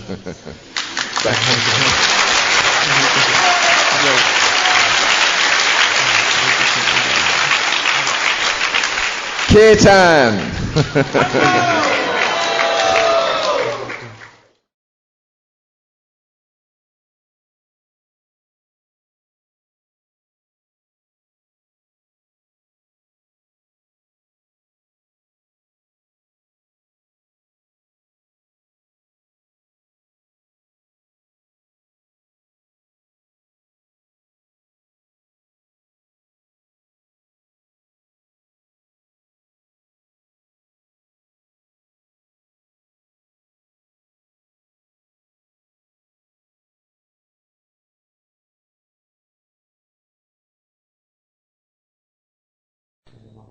So, as I was sorry about that, technical problems.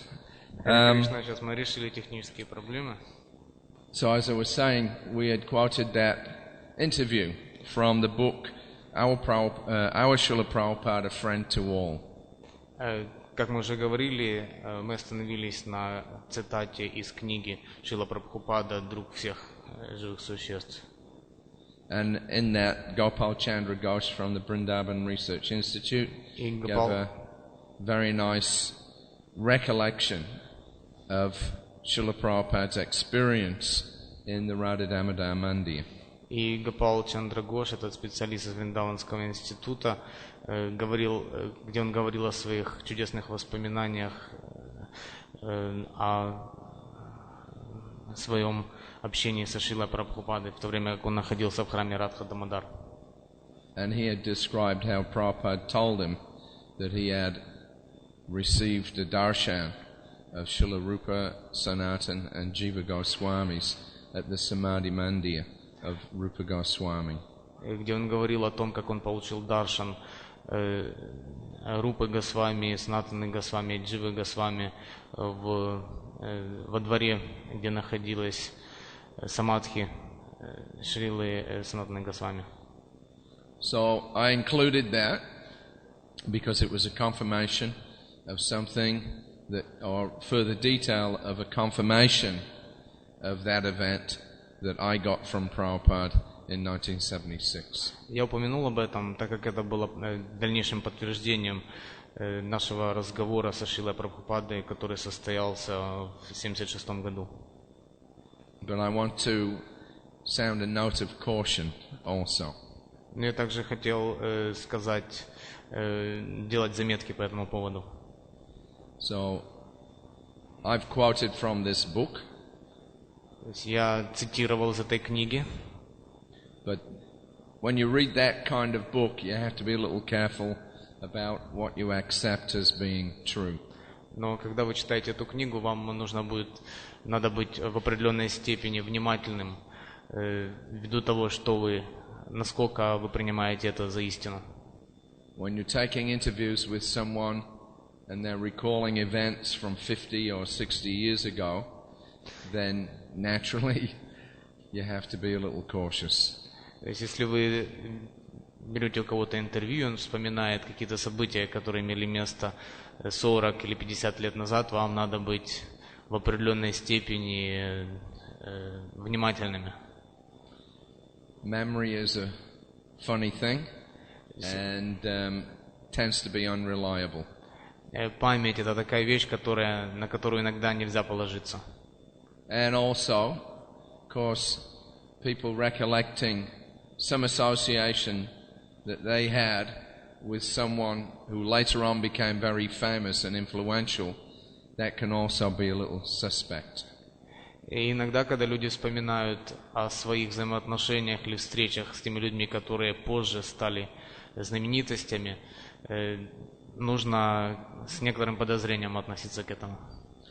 People sometimes mix in with their memories a few motivations of their own. И люди иногда путают свои мотивации с тем, что происходило на самом деле.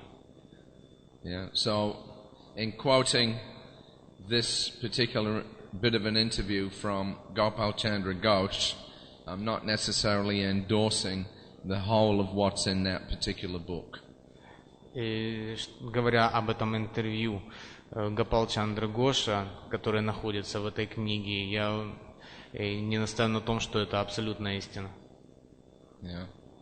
People often like to lay a claim to history that they don't deserve. Люди иногда пытаются присвоить себе часть истории, которые они не заслуживают. And a good example of this is actually in the Srila Prabhupada Lilamrita.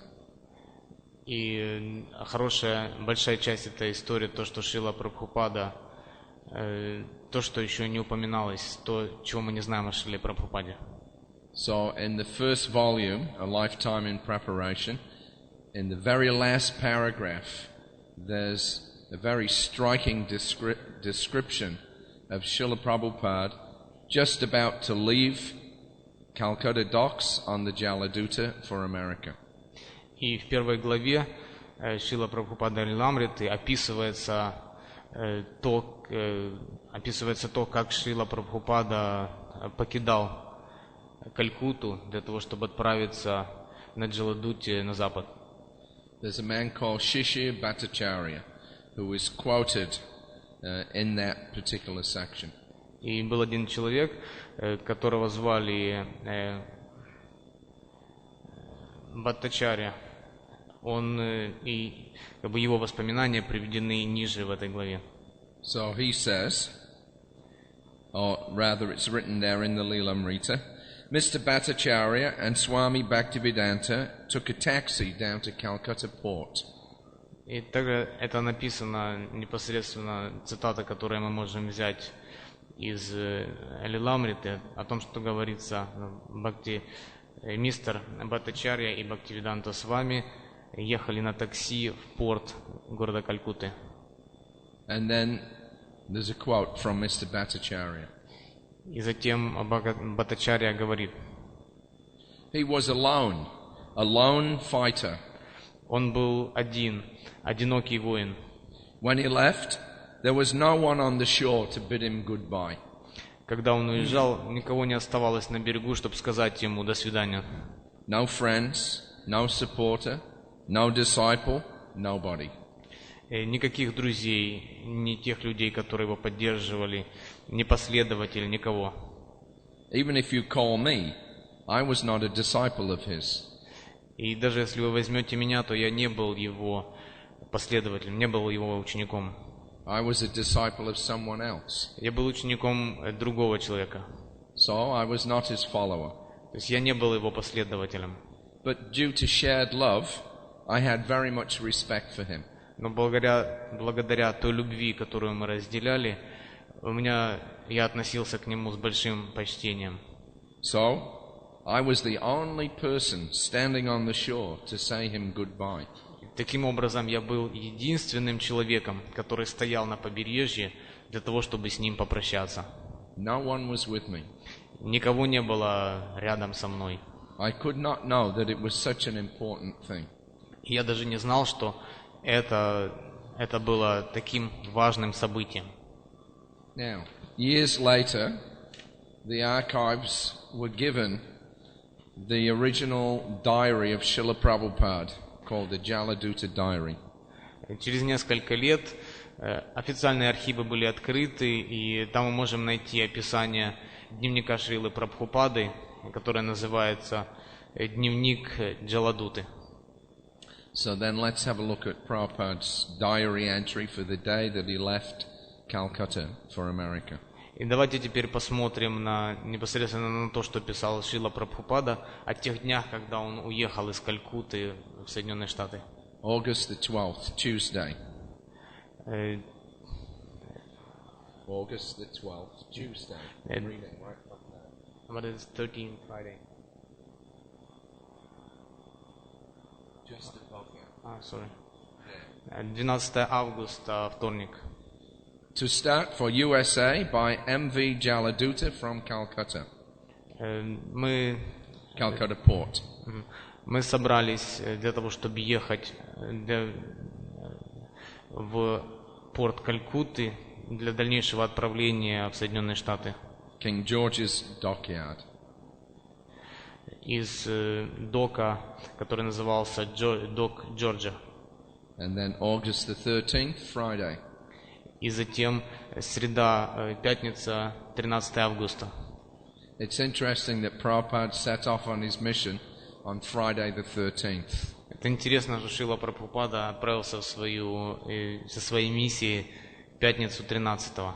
I don't know about here, but in other Western countries, Friday the 13th is considered a completely inauspicious date. Я не знаю, как здесь, но вот пятница 13 в западных странах считается полностью таким неблагоприятным днем. Anyway, so Prabhupada writes, today at 9 a.m. embarked on the MV Jaladuta. Сегодня, Шрила Прабхупада пишет, сегодня в 9 часов я ступил на борт корабля Джаладута. Came with me Bhagwati. Со мной были Бхагавати, the Darwan of Sindhya Sansir, Дарван Синдия Сенсир, Mr. Sengupta, мистер Сенгупта, Mr. Ali, мистер Али and Vrindavan. и Вриндаван. Vrindavan is Prabhupada's youngest son. Вриндаван — это младший сын Шрилы Прабхупады. The cabin is quite comfortable. Кабина, то есть каюта, была довольно комфортабельной. It is the owner's residence, and therefore the sitting room, the bedroom, and the bathroom, and the privy are all equipped with first-class materials. Каюта была резиденцией владельца судна, и поэтому кабинет, а также спальня и санузел были практически полностью оборудованы с первоклассными материалами. Everything is nice in the first-class compartment, and thanks to Lord Shri Krishna for his enlightening Srimati Samati Maharaji for all these arrangements. I am quite comfortable. все продумано и отлично сделано в первоклассной каюте. И благодаря Господу Кришне и его озарению, милости, которую он спустил на Шримати Мараджи, за эти все, я очень благодарен ему за то, что он это все организовал. И я чувствую себя очень комфортабельно. So there you have it. According to Shishir Bhattacharya, I was all alone. Nobody was with me. I was the only one to say him goodbye. И вот мы видим это в соответствии с тем, что говорил Шри Бхаттачарья. Он говорит, что я был один, и никого не было рядом со мной для того, чтобы попрощаться со Шрилой Прабхупадой. And according to Srila Prabhupada, there were at least 5 people there at the docks to see him off. И в соответствии с тем, что говорил Шрила Прабхупада, было по крайней мере 5 человек, которые пришли с ним на пристань для того, чтобы попрощаться. Therefore, be very cautious when you read books that are composed of interviews with people that claim to have known Srila Prabhupada before he came to the West. Таким образом, нужно быть очень внимательными с теми книгами, в которых говорится, которые пишут люди, приведены цитаты людей, которые говорят, что они знали Шрилу Прабхупаду до того, как он уехал проповедовать на Запад. But as I say, I can verify what Gopal Chandra Ghosh said there about Srila Prabhupada being visited by Rupa Sanatan and Jiva Goswamis. Но, как я уже говорил, я могу подтвердить то, что является фактом, когда Шрила Прабхупаду посетили Шрила Рупа Санатана и Джива Госвами. So, as I was saying, then Prabhupada was saying everything is happening by the dictation of the superior. И как мы помним, Шрила Прабхупада говорил, что все происходило по воле Высшего. So on September the 4th, 1976, Prabhupada was in Vrindavan. Таким образом, 4 сентября 1976 года Шрила Прабхупада был во Вриндаване. And myself and Haри Swami were having a chat with Prabhupada in his room after the morning class. И после утреннего занятия, после утреннего класса, который давал Шрила Прабхупада, я и Хари Свами остались со Шрилой Прабхупадой для того, чтобы немного поговорить в его комнате. Prabhupada was discussing a verse from Srimad Bhagavatam, 3rd canto, 25th chapter, 21st verse. Шрила Прабхупада говорил о стихе Шримад Бхагаватам 3.25-21. Harikesh read the verse out. Titikshava karunika surida savadayanam ajata shatrava shanta sadava sadhu bhushanaha.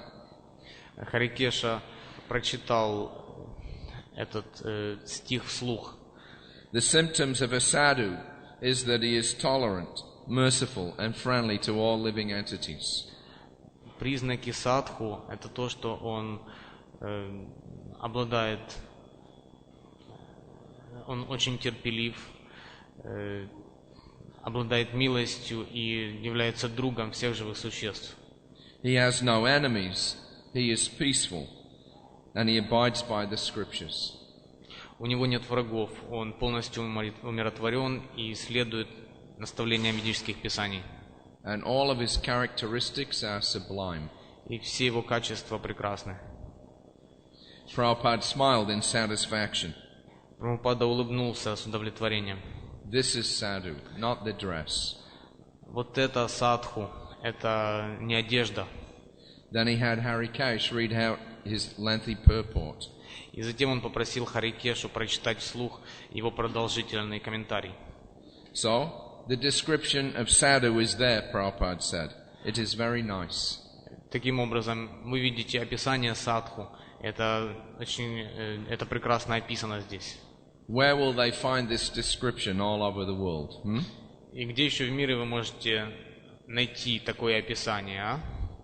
Complimenting Srila Prabhupada, Harikesh said, I think there's only one person who's following that description.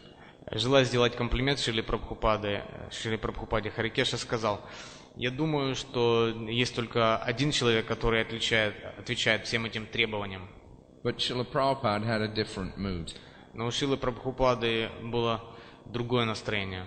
He humbly appreciated the words of the Shastra. Он просто смиренно оценил слова шастры. No, I say about the Bhagavata's description, how perfect it is in every subject matter. Нет, я говорю о описании Бхагаваты, как он прекрасен во всем, чем бы он ни занимался. And he provided a revealing insight into the source of his own words in the purport. И тут он дал нам как бы внутреннее видение источника, который он использовал для написания своего комментария. I have tried to explain what is there in the Bhagavatam, expand it. Я попытался просто объяснить, сказал Шрила Прабхупада, что написано в Бхагаватам, и немножко расширил это. That is not my explanation. That is Krishna's explanation. Это не мое объяснение, это слова Кришны. I cannot explain that now. Я не могу объяснить это сейчас. At that moment, I could explain. Но в тот момент я мог это объяснить. That means it is Krishna's. That I can understand. Это означает, что это принадлежит Кришне, и я могу это понять. That the description is very nicely given. Описание сделано прекрасным образом. Although it is my writing, I know that it is not my writing. Хотя это мой почерк, но я знаю, что это не мой почерк. Не я написал это. It is Krishna's writing. Это Кришна написал. So we should read the Bhagavatam always. И поэтому нам все время нужно читать Бхагаватам. Nityam Bhagavata Sevaya. We should not waste our time. Нитям Бхагавата Севая. Нам не следует терять попусту наше время. This is not the first time that Prabhupada has said that when he writes, he is simply acting as a mouthpiece for Krishna. Это не первый раз, когда Шрила Прабхупада говорил, что он просто является посредником, передавая слова Кришны. His words and humility today merely emphasize his role as the transparent via media between us and Krishna. Его слова и его человечность сегодня едва ли показывают его роль, о том, как он был прозрачным медиумом между нами и Кришной. And gave us another glimpse into the intimacy of his relationship with the Lord. И показывает нам как бы следующий проблеск близости его взаимоотношений с Богом. So, Srila Prabhupada's writing was not ordinary mundane writing. То есть то, что писал Шрила Прабхупада, это необычное, не просто обычное письмо, не то, что пишут обычные люди. And there was another devotee that appreciated that. И также был другой преданный, который оценил это по достоинству. On July 26, 1976, Srila Prabhupada met with George Harrison at Bhaktivedanta Manor. В Бхактивиданта Мэноре 26 июля 1976 года Шрила Прабхупада встретился с Джорджем Харрисоном. Prabhupada asked George if he was reading his books at all. Шрила Прабхупада спросил Джорджа, читаете ли вы вообще мои книги? George said he was, mainly the Krishna book. И Джордж сказал, да, и особенно ему нравился источник вечного наслаждения. Mukunda gave me the new books, but there's just so much to read. Мукунда дал мне новые книги, но в этих книгах столько много информации, просто огромное количество информации, которую можно почитать. I don't know how anybody could have written it. Я даже не знаю, как кто-либо мог это написать. It is difficult enough to read all of that amount. На самом деле очень тяжело даже прочитать их все. Prabhupada acknowledged his appreciation. И Прабхупада признал его, принял как бы комплимент, который он сделал. Sometimes they are surprised how one man can write so many books. Иногда люди удивляются, как один человек мог написать такое большое количество книг. But it is Krishna's grace, he said humbly. Но это только милость Кришны, сказал он. Otherwise it is not possible. В противоположном случае, в противном случае это просто невозможно. For a human being, it is not possible. Для человека это невозможно.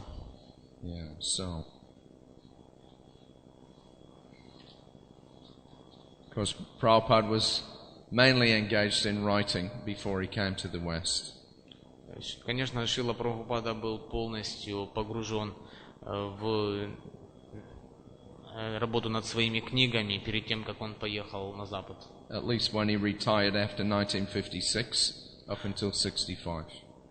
По крайней мере, когда он ушел в отставку, начиная с 56 года с 59 года до 65. So on April 22nd, 1976, we were in Melbourne in Australia. И 22 апреля 1976 года мы были в Мельбурне, в Австралии. Today, Prabhupada chatted for a while with Pushta Krishna and myself before his guests arrived. Сегодня Шрила Прабхупада воспевал какое-то время с Пушта Кришной Махараджей и Махараджем и со мной перед тем, как его посетили гости. Such informal conversations are always extremely sweet. Такие неформальные встречи и беседы всегда являются очень сладостными. And they give us the opportunity to ask specific questions and also to sometimes find out more details about Srila Prabhupada's past activities. И такие встречи давали нам также возможность задавать Шриле Прабхупаде вопросы и иногда спросить о том, что было с ним до приезда в Соединенные Штаты. Pushta Krishna Maharaj asked Srila Prabhupada if many people were coming to hear from him before his coming to the West. Пушта Кришна Махарадж спросил, много ли людей приходили к вам на встречи и посещали вас до того, как вы отправились на Запад? People were coming, Prabhupada said, but he had no time to visit many places or people because he was busy with his writing.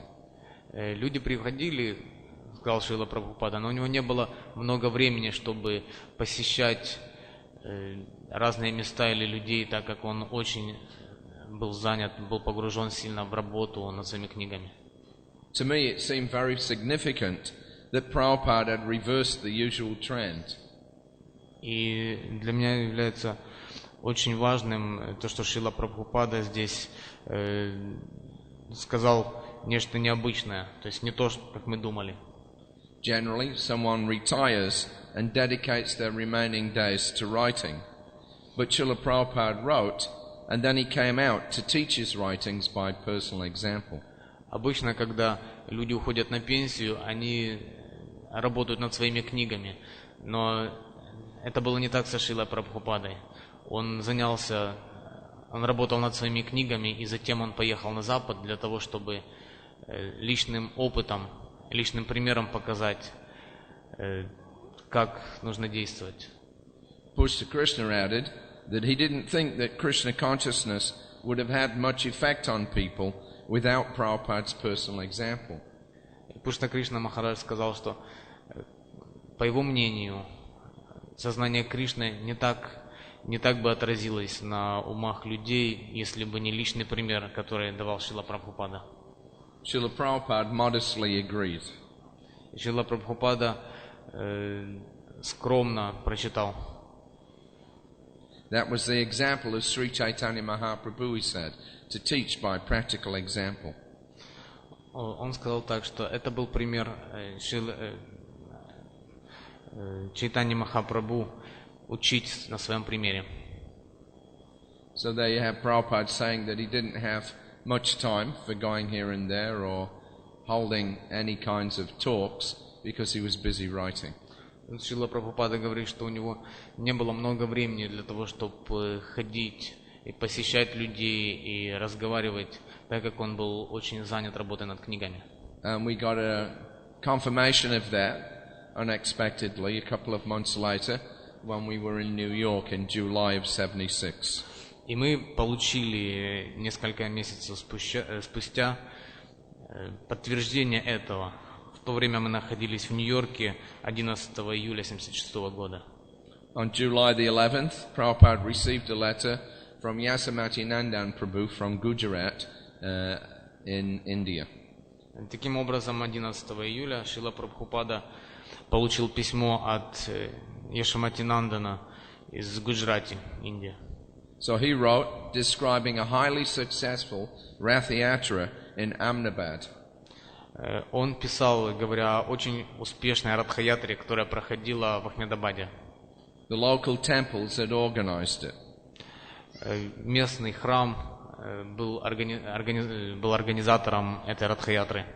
And the Mahant of the Jagannath temple had presided over it. И Махант храма Джаганатха присутствовал, был ответственным за проведение. So at that time Yaso was in Ahmedabad. He'd been there a few months and he was just trying to get an ISKCON center set up there. То есть он находился какое-то время в Ахмедабаде и пытался как раз организовать центр ИСКОНа в этом городе. The devotees had a kirtan on the back of a truck during the parade. Преданные пели киртан на платформе грузовика во время парада, which the whole city populace witnessed. Что видели все жители этого города.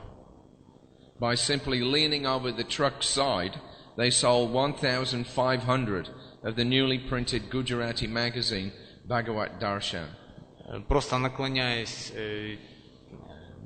с платформы этого грузовика, они продали 500 только что напечатанных журналов, которые были напечатаны на языке гуджарати и назывались Бхагавад Даршана. Without even getting off the truck. И все это они сделали, даже не спускаясь с грузовика. Yasamati Nandan said that he felt this was a new record for Indian book distribution. Яшамати Нандана сказал, что он чувствовал, что это был новый рекорд по распространению книг в Индии. Я прошу прощения, это не 500 книг, а 1500 книг были распространены в этот день. Because they wanted to make sure that everybody got one, they only charged 1 rupee per magazine. В то же самое время они так хотели распространить эти книги всем, что они просили пожертвования только в размере 1 рупии за журнал. Making only 20 paisa profit on each one. И таким образом доход с каждого журнала составлял 20 песо. Yasamati Nandana's description of how they got to participate was interesting. И его описание Яшамати Нандана о том, как они участвовали, как они организовались и участвовали в этом фестивале, было довольно интересным. It was by your direct mercy that we got a place on the truck. Он писал о том, что это только благодаря вашей милости мы получили место на этом грузовике. Because when we met the Mahant at the Jagannath temple, he refused to see us because he thought that we were hippies. Тогда как мы встретили Маханта храма Джаганатха, мы попытались с ним заговорить, но он даже не хотел обращать на нас внимание, он думал, что мы просто хиппи. There was another sadhu standing there, and he knew your divine grace very well. Но рядом стоял другой садху, который знал прекрасно вашу божественную милость. So he said, "You are disciples of Bhaktivedanta Swami?" И он переспросил: вы являетесь учениками Бхактивиданты Свами? We said yes. Мы сказали да. So he went to the Mahant and he introduced us. И тогда он подошел к Маханту и представил всех нас. Then the Mahant said, "Okay, they can come on Tuesday and join with the temple truck with a few sadhus of their own." И тогда Махант сказал: хорошо, они могут подойти во вторник и присоединиться к нашему шествию, используя грузовик, храмовый грузовик. That is how we got in. И это как мы приняли, как нам удалось принять участие в этой This церемонии. sadhu's name was Narayan Das, and he is the Mahant of Nilkant Mahadev Ranji Mandir in Vadigam. Имя этого садху было Нараян Дас, и он был махант храма Нилкант Махадев. He said that your divine grace had stayed with him for almost 6 months in his ashram 15 or 20 years ago. Он был махантом в храме города Вадигам, и также он говорил, что ваша божественная милость останавливалась с ним, у него практически в течение 6 месяцев в его ашраме, 15 или 20 лет назад. He was nice, and he said Swamiji was a great scholar and was giving lectures in the ashram every day. Это было просто прекрасно. Он сказал, что Свамиджи великий, является великим ученым. Он давал лекции в ашраме каждый день. All day he was writing the Bhagavatam. И практически целый день он был занят работой над Бхагаватом. He was eating only once, and in the evening just taking milk. Он кушал, он принимал прасад только раз в день, и вечером он принимал только молоко. So that was his remembrance that Prabhupada was spending all day writing his Bhagavatam. И это были его воспоминания о том, что Прабхупада практически проводил целый день в написании Шримад Бхагаватам. So, of course, after the formation of ISKCON, then there were so many demands on Prabhupada's time. И, конечно же, в то время, когда Шрила Прабхупада открыл Искон, столько времени, у него огромное количество времени уходило на то, чтобы решить насущные вопросы. And he was no longer able to spend all day working on the Bhagavatam. И, к сожалению, у него не было достаточно времени для того, чтобы провести целый день, работая над Шримад Бхагаватом. So he gradually evolved a fixed routine that he kept for many years. И таким образом он He gradually evolved a fixed routine that he kept for many years. И таким образом он как бы ему пришлось изменить тот порядок, в котором он работал в течение многих лет. So when I joined Prabhupada's party, after a few days we went to Vrindavan. После того, как я присоединился к группе Шрилы Прабхупады, через несколько дней мы приехали во Вриндаван. And on December the 5th, I wrote down in my diary a typical day in the life of Srila Prabhupada. И 5 декабря в моем дневнике я написал типичный день Шрилы Прабхупады. So the end section of that, the evening massage took more than half an hour. И то, что было в этом описании, говорилось, что вечерний массаж занимал приблизительно полчаса. Lately the weather has been cold throughout the night until sunrise. И в это время погода была очень холодная с вечера до наступления, до восхода солнца. Thus Srila Prabhupada's circulation and joints require more attention. И таким образом суставы Шрилы Прабхупады они требовали большого внимания. I took rest at about 11 p.m. И я уходил отдыхать приблизительно в 11 часов вечера. Then, as we disciples slept, His Divine Srila Prabhupada rose at about 11:30 or midnight to begin his most important work of the day. И затем, когда его ученики спали, Шрила Прабхупада вставал приблизительно в 11:30 или в полночь для того, чтобы начать его наиболее важную работу. The translation of the Srimad Bhagavatam and the writing of his transcendental purports. Эта работа состояла в переводе Шримад Бхагаватам и написании его трансцендентных комментариев. Hari Krishna is a light sleeper. У Хари Кришны был очень чуткий сон. And he often awakens as Srila Prabhupada comes through the servants' room on his way into his darshan room. И он очень часто просыпался, когда Шрила Прабхупада проходил мимо комнаты слуг для того, чтобы зайти в свой кабинет. Rolling over in his sleeping bag, he offers his obeisances as Srila Prabhupada passes by. Переворачиваясь в своем спальном мешке, он предлагает свои поклоны Шриле Прабхупаде, когда тот проходит мимо. Sitting at his desk, Prabhupada chanted japa for an hour or so in complete concentration on the holy names. Приблизительно в течение часа Шрила Прабхупада, сидя в своем кресле, читал джапу с полной концентрацией на святых именах. He prayed to Krishna for the ability to serve him nicely and to present the eternal words of the Srimad Bhagavatam in a manner just suitable for the understanding of the entire world.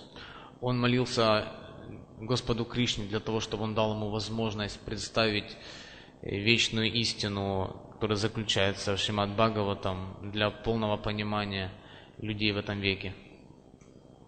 Conscious that his work will form the basis for law and order in the next 10,000 years. Полностью сознавая то, что его работы заложат основу для будущего общества в течение ближайших 10 тысяч лет. Putting aside his japamala, he donned his spectacles and clicked on the desk light. Затем, отложив в сторону свои четки, он включал свет. He opened up the Bhagavatams at the bookmarks. Он открывал Шримад Бхагаватам на закладке. The green Varanasi edition with the Sanskrit commentaries of the previous acharyas. Большой том Варанаси, который был наполнен комментариями предыдущих ачарьев. And the red Bengali one with the commentaries by Srila Bhaktisiddhanta Saraswati Thakur. И затем он читал бенгальский Бхагаватам с комментариями Бхактисиддханты Сарасвати Такура. He leaned forward and studied them intently. Он наклонялся вперед и с большой тщательностью изучал их. With the microphone close to his mouth, he flicked on the tape and began his dictation. С микрофоном, который находился близко к его губам, он нажимал на кнопку диктофона и начинал диктовать. Srimad Bhagavatam, 7th canto, 7th chapter, verse 25, purport continued. Шримад Бхагаватам, 7-я песнь, 7-я глава, стих 25, продолжение комментария. And then, of course, Prabhupada would work up until about 4:30, usually up until Mangalarati time. И затем Шрила Прабхупада работал практически до 4:30, практически до времени, когда начиналась Мангаларати. Then, as the devotees were rising to go to Mangalarati, Prabhupada would stop. И затем, когда преданные поднимались для того, чтобы идти на Мангаларати, Прабхупада останавливал свою работу над книгой. So in that way, then Prabhupada was able to meet the demands of an ever-growing international society. Таким образом, Шрила Прабхупада имел возможность, во-первых, реагировать и потребностями быстрорастущей организации ИСККОН, and at the same time keep on with his literary output. И в то же самое время продолжать свою литературную работу. And of course, Srila Prabhupada was so prolific in his writing that it was actually quite astonishing even to scholars.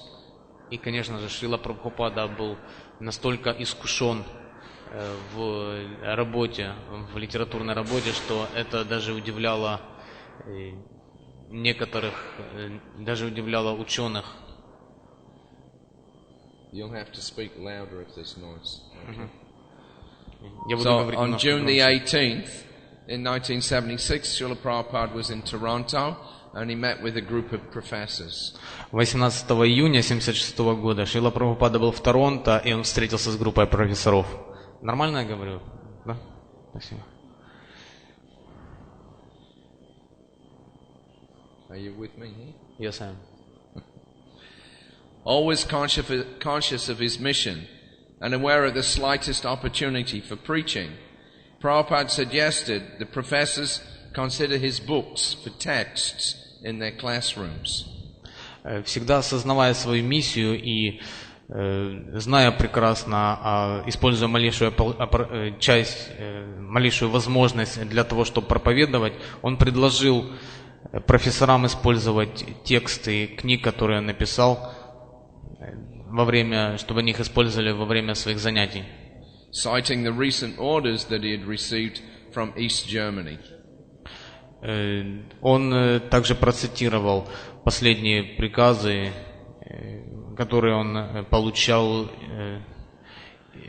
из Восточной Германии. Отчеты. Prabhupada had received a report from Ganesham Das, who later on became Bhakti Tirtha Swami, who had gone into East Germany on his own to sell Prabhupada's books to the libraries and universities there. Таким образом, Шрила Прабхупада получил отчет от одного преданного, который находился в Восточной Германии, куда он поехал самостоятельно для того, чтобы продавать книги Шрилы Прабхупады библиотекам и университетам Восточной Германии. И он писал этот отчет Бхакти Тиртхе Свами. So at that time it was a very daring thing, risky, to take religious books into communist Eastern Europe and try to sell them. В то время было очень рискованно брать и привозить в коммунистические страны книги, которые описывали религиозные направления. But somehow or another, Bhakti Tirtha Maharaj was actually getting the professors to agree to buy them and use them as textbooks in their classes. Ну, так или иначе, Бхакти Тиртха Махарадж имел такую возможность говорить с профессорами о том, чтобы они использовали книги для своих занятий, на своих занятиях. So these professors, one of them was Mr. Joseph O'Connell, Professor O'Connell. He was a professor of philosophy. Одним из профессоров был профессор О'Коннелл, который преподавал философию. And he had suggested to Srila Prabhupada, why don't you send your students to attend the philosophy classes and get their degree in philosophy? И он предложил Шриле Прабхупаде, почему вы не отошлете своих учеников на курсы философии, чтобы они получили там ученую степень философии? So in reply, Prabhupada had said, why don't you use my books as your textbooks in your philosophy classes? И в ответ на это Шрила Прабхупада сказал, почему бы вам не использовать мои книги для проведения ваших лекций? So one of the professors asked him how long it had taken to complete the Chaitanya Charitamrita. И затем один из профессоров спросил Шрилу Прабхупаду, сколько у вас заняло времени для того, чтобы закончить Чайтанья Чаритамриту? Chaitanya Charitamrita had just come out the year before, in 1975. Чайтанья Чаритамрита вышла в предыдущем году, в 1975. In a 2-month period in Los Angeles, I think like May and June, Prabhupada was there. And he ordered the BBT to finish publishing the Chaitanya Charitamrita. В течение 2 месяцев, когда Шрила Прабхупада был в Лос-Анджелесе, это было летом, он приказал BBT закончить работу над Чайтанья Чаритамритой. So in 2 months they produced 15 volumes. И в течение 2 месяцев они выпустили 15 томов. Then the library party took them out and they were selling them to all the universities and libraries. И затем эти книги были распространены в университеты и библиотеки. So naturally, all the professors were very impressed. И обычно, то есть ничего удивительного не было в том, что все профессора были очень удивлены тем, как это произошло. Because they knew Prabhupada was busy. He had 100 temples. He was touring all over the world. Потому что они знали, что Шрила Прабхупада был очень занят путешествием по храмам, которых в то время насчитывалось около 100 по всему миру. Actually, it was a funny story about one professor. His name was Dimmock. Также была одна интересная история о профессоре, которого звали Димок. So Professor Dimmock, he had written some kind of an introduction to the first Penguin published edition of Srila Prabhupada's Bhagavad Gita. Этот профессор написал такое очень короткое введение к Бхагавад-гите, которую выпустил Penguin Publishing, это американское издательство в Соединенных Штатах. So when that first, it's an abridged edition, came out, there was some favorable reviews from some important people in the front of the book. И когда это первое издание увидело свет, было в начале книги содержалось несколько таких предисловий от известных людей. So this Professor Dimmock, he was considered one of the leading Sanskritists in America. Этот профессор Тимок в то время считался одним из ведущих санскритологов Соединенных Штатов. So actually, the man didn't like the devotees, and he didn't particularly like Srila Prabhupada either.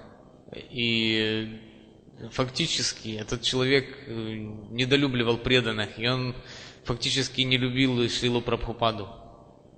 But he was actually a drunkard. Но он фактически сделал это.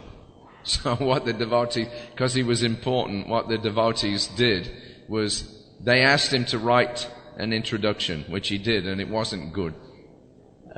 И что преданным пришлось сделать, просто попросить его написать предисловие, которое он написал, но это предисловие не было очень хорошим.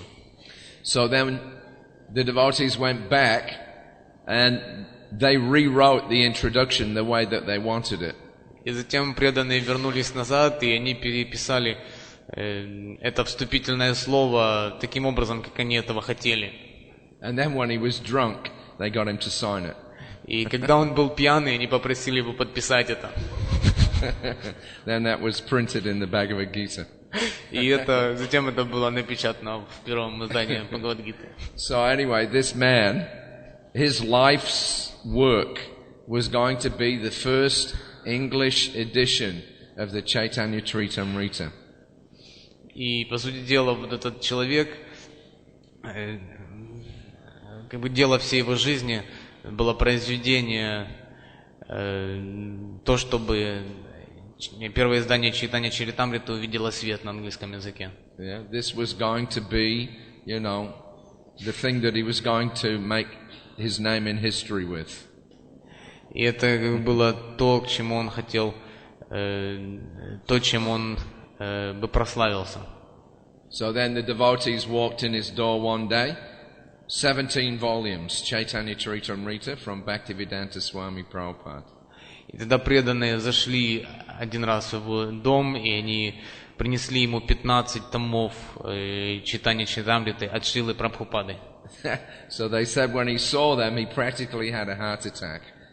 И они сказали, что когда он это увидел, у него случился приступ сердца. So,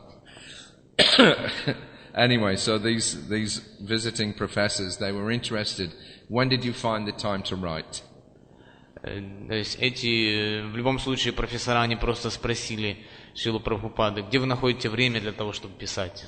And how long had it taken him to complete the Chaitanya Charitamrita? И сколько времени у вас заняло закончить работу над Чайтанья Чаритамритой? Prabhupada told them that it took a year and a half to complete the 17 volumes, and he explained his schedule. Шрила Прабхупада сказал, что у него заняло 1,5 года работа над 17 главами. I write in the night.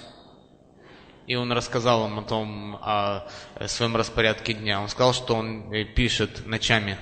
I go to bed at 10:30 and I get up at 12:30. Я ложусь спать в 10:30 и поднимаюсь в 12:30. Then I finish my chanting if there is any balance.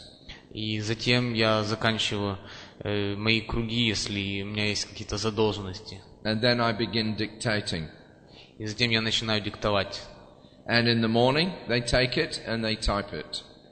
И утром они берут то, что надиктовано, и печатают. So this dictaphone is always with me wherever I go, so that my writing is not stopped. И поэтому мой диктофон всегда со мной, это помогает мне никогда не останавливать мою работу над книгами. Maybe a few pages, but something is there daily. Иногда может быть несколько страниц, но каждый день что-то добавляется. Little drops of water wear away the stone. Маленькие капли воды режут камень. So in that way we have translated so many books. Таким образом он перевел огромное количество книг. About 54 books are already published, beside the small booklets. Около 50 книг, около 54 книг было напечатано, не считая маленькие буклеты. And we have published in the Bhagavatam 22 volumes. И мы также опубликовали 22 тома Бхагаватам. I am expecting 60 volumes. Я ожидаю 60 томов. 60 volumes of 400 pages. 60 томов по 400 страниц. The biggest canto is the 10th canto. Самая большая песня будет 10-я песня. I have already published the 10th canto, summarized, Krishna. Я уже напечатал 10-ю песнь вкратце, которая называется Кришна Бук, то есть источник вечного наслаждения. But in detail, it will take at least 20 volumes. Но в деталях это займет приблизительно 20 томов. The 10th canto is almost as big as the rest of the book, one of his guests observed. Один из профессоров сказал, как это может быть, что 10-я песня практически имеет такой объем, как остальные 9. Yes, Prabhupada smiled. There are 90 chapters. Да, улыбнулся Прабхупада. Всего в ней 90 глав. All of the cantos at most 30 chapters. И все остальные песни содержат максимум 30 глав. But the 10th canto is 90 chapters. Но 10-я содержит 90. That is Krishna's face, Krishna's beautiful face. Это лицо Кришны, это прекрасное лицо Кришны. Everyone is attracted by the smiling face of Krishna. И каждый человек привлекается улыбающимся лицом Господа Кришны. So that was Prabhupada's schedule, writing at night time. То есть это было распорядок дня Шрилы Прабхупады, когда он писал ночью. And as I mentioned, it wasn't just ordinary writing. И, как я уже говорил, это не было просто простым письмом. So we spent 1 month in Hawaii in 1976 during the month of May. В 1976 году мы провели 1 год в Гавайях. I'm sorry, this person who's responsible for that he asked that we need to finish it right now, 1:30. We're supposed to go till 1 o'clock, I mean 2 o'clock. Till 1:30, unfortunately. Just 1 hour. Yes. I don't know, on the schedule it said till 2 o'clock. Why are they stopping us now? Извините, а мы должны продолжать до 2 часов или сейчас заканчивать? Потому что по расписанию мы должны закончить около 2 часов.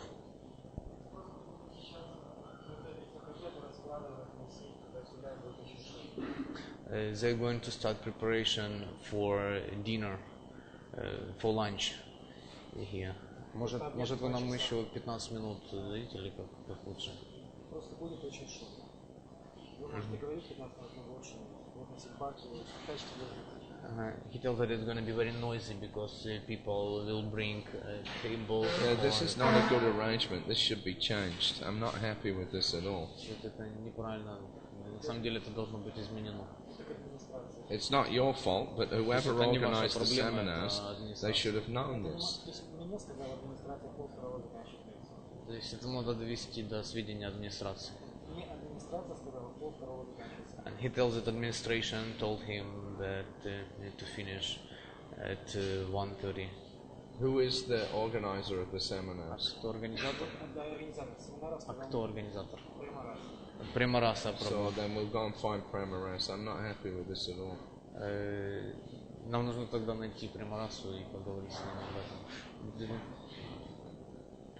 Okay. All right. Unfortunately, we've been told that we have to stop. Although the seminar was actually scheduled 12:30 to 2 o'clock, it seems that we're not able to go beyond 1:30. На самом деле, к сожалению, нам нужно будет закончить. Проблема в том, что, в принципе, семинар, он по распорядку дня начинается в 12:30 и заканчивается в 2 часа, но по каким-то причинам мы должны закончить в 1:30. So, sorry about that. Tomorrow, the session will be in the evening in the main pandal tent. Мне очень жаль и приношу свои извинения за это. На следующий раз, то есть завтра, у нас продолжение будет в пандале в 6:30. Харе Кришна. Шриле Прабхупада ki jai.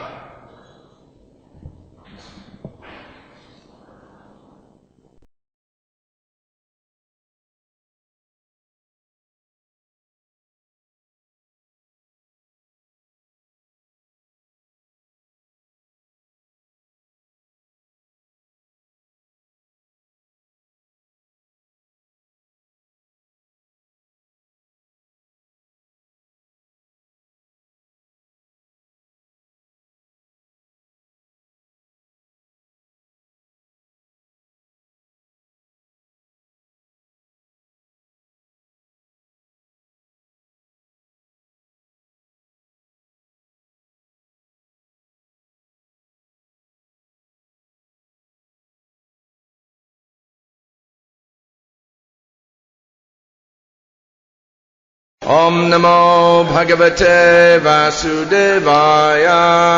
Om Namo Bhagavate Vasudevaya. Om Namo Bhagavate Vasudevaya. Om Namo Bhagavate Vasudevaya. Om Namo Bhagavate Vasudevaya. Om Namo Bhagavate Vasudevaya. Om Namo Bhagavate Vasudevaya. Om Namo Bhagavate Vasudevaya.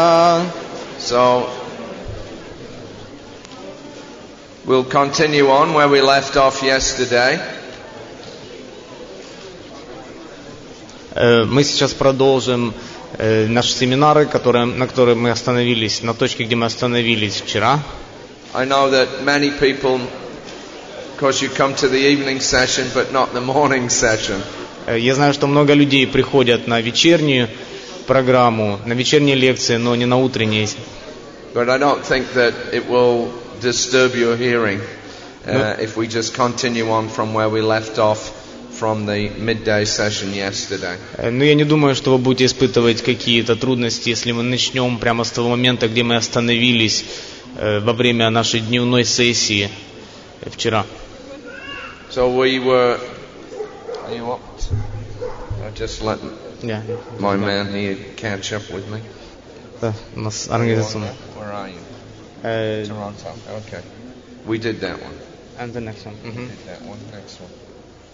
So we were talking about the time and effort that Srila Prabhupada was putting into the translation of his books. Мы говорили о времени и усилиях, которые Шрила Прабхупада прикладывал для перевода своих книг. And in 1976, Srila Prabhupada actually spent one whole month in Hawaii for the particular purpose of increasing his writing. В 1976 году Шрила Прабхупада провел практически целый месяц на Гавайях с одной определенной целью – работать над его книгами. He had a visit from Rameshwara Swami, who was the head of the American BBT, the previous month when he was in Vrindavan. Предыдущий месяц его посетил Рамешвара Прабху, который в то время был главой BBT. And they were planning Prabhupada's summer tour itinerary. И они вместе планировали маршрут путешествия Шрилы Прабхупады. So the previous year, in 1975, Srila Prabhupada had been in Los Angeles in May and June. То есть в предыдущем году, в 1975-м, Шрила Прабхупада был в Лос-Анджелесе в мае и июне месяцах. And at that time, he was not particularly happy with the Bhaktivedanta Book Trust production work. И в то время он не особенно был удовлетворен работой, которая проводилась в Bhaktivedanta Book Trust.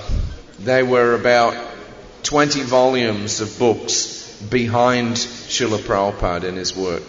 В то время они отставали от Шрилы Прабхупады приблизительно на 20 томов печатной работы. There were a couple of volumes of Chaitanya Charitamrita that had already been printed. Было несколько томов Чайтанья Чаритамриты, которые уже были опубликованы. But there was about 15 volumes that were still in production. И в то же время было 15 томов, которые вот-вот должны были быть напечатаны. And then apart from that, there were several volumes of the Srimad Bhagavatam that were also in production. И в то же самое время было несколько томов Шримад Бхагаватам, которые также были в печати, но еще не вышли в свет. So Srila Prabhupada was not particularly happy, and he let the devotees know. Шрила Прабхупада не устраивало такое положение вещей, и он прямо говорил об этом преданным. He told them that he wasn't very encouraged with his writing work because they were not keeping a pace with him with their production and printing. Он говорил о том, что его не сильно вдохновляло то, что те книги, которые он уже написал, они не так быстро печатаются, то есть не успевают печататься за ним. So on a morning walk, Prabhupada told Rameshwara that now I'm here for 2 months and I want all the books that are still in production to be completed and printed before I leave. И в момент утренней прогулки Шрила Прабхупада сказал Рамешваре о том, что я хотел бы, чтобы 20 томов, которые еще не увидели свет, не напечатанные, были напечатаны, пока я еще нахожусь в течение 2 месяцев в Лос-Анджелесе. And Rameshwara was aghast. И Рамешвар, он был тоже гостем. He said, but Srila Prabhupada, that's impossible. То есть он не был гостем, он как бы попытался предсказать немножко. Он сказал, что Шрила Прабхупада это невозможно. And Prabhupada famously replied, impossible is a word in a fool's dictionary. И тогда Шрила Прабхупада гордо сказал, что невозможно это слово, которое есть в активе у глупца. So, Rameshwara, he was accompanied by Radha Balabadas, who was the production manager of the BBT. И Рамешвар также говорил с Радхавалабадасом, который был менеджер BBT по выпуску книг. So they immediately left the walk. И в этот момент они как бы мгновенно отделились от Шрилы Прабхупады и пошли заниматься своими делами. They didn't even wait for Prabhupada to complete the walk and then go back to the temple. Они даже не подождали, когда Шрила Прабхупада закончит утреннюю прогулку и вернется обратно в храм. They went straight back to the temple and they immediately called all the BBT workers together. Они вернулись очень быстро в храм, и они собрали все BBT, Bhaktivedanta Book Trust, для того, чтобы провести такую планерку. Yeah, all the English editors, the Sanskrit editors, the Bengali editors, the artists, the layout people, everybody. Все люди были собраны. Те люди, которые занимались публикацией, те, которые занимались версткой, редактированием английской, санскритской версии, они все были собраны в этот момент на планерку. Devised a 24-hour-a-day work program. И они разработали рабочую программу, которая называлась 24-часовая дневная программа работы. So devotees began working in shifts. И тогда преданные начали работать по сменам. And even the artists, although of course artists are very famous for, being very jealous and egocentric on their particular paintings. И даже художники, вот один художник был, который был очень такой ревнивый и к своим работам. So they began working, 4 or 5 different artists, all working on the same painting. И получилось так, что вот большое количество, 4 или 5 художников, они начали быстро работать над одной картиной. So that they would have all the illustrations done within 2 months for the entire 15 volumes left of the Chaitanya Charitamrita. Для того, чтобы закончить картины, которые я планировался опубликовать в 15 недостающих главах в течение 2 месяцев. So in this way, by the end of the 2 months, they actually managed to produce and print all the Chaitanya Charitamrita, finished. 15 volumes, 2 months. И таким образом за 2 месяца они умудрились закончить и напечатать полностью всю Чайтанью Чаритамриту. То есть 15 томов. 15 недостающих томов. It was called the BBT Marathon. Marathon. И это называлось марафоном BBT. Marathons, but this was a book production marathon. У нас есть марафон распространения книг, но это был марафон печатания книг. So Prabhupada was very happy with that. Прабхупада был очень обрадован этим. And then the following year at the Gaurpurnima festival in April in Vrindavan, then Rameshwara made another report to Prabhupada. И в следующем году во Вриндаване на фестивале Гора Пурнима Рамешвар представил другой репорт, другой доклад сведению Шрилы Прабхупады. And he told Srila Prabhupada that now they were actually only 1 volume behind Srila Prabhupada in his translation work. И в этом отчете говорилось, что сейчас они отстают от Шрилы Прабхупады всего только на 1 том. So he made a request to Srila Prabhupada that since the BBT had caught up with him, could he now increase his book writing? И в этот момент они сказали Шриле Прабхупаде: Шрила Прабхупада, так как мы уже практически вас догнали, мы уже можем печатать с такой же скоростью, как вы пишете, не могли бы ли вы увеличить, уделить больше внимания печатанию и работать над вашими книгами? And Prabhupada was immediately very happy to agree to that. И Шрила Прабхупада с огромной радостью на это согласился. And therefore 1 whole month was assigned on that, what proved to be the last summer tour. 1 whole month was assigned to staying in Hawaii. И в это время было решено, что Шрила Прабхупада удалится на Гавайи и будет там работать в течение целого месяца только над книгами. So the idea was Hawaii is in the middle of the Pacific. There'll be no management. There'll be no visitors.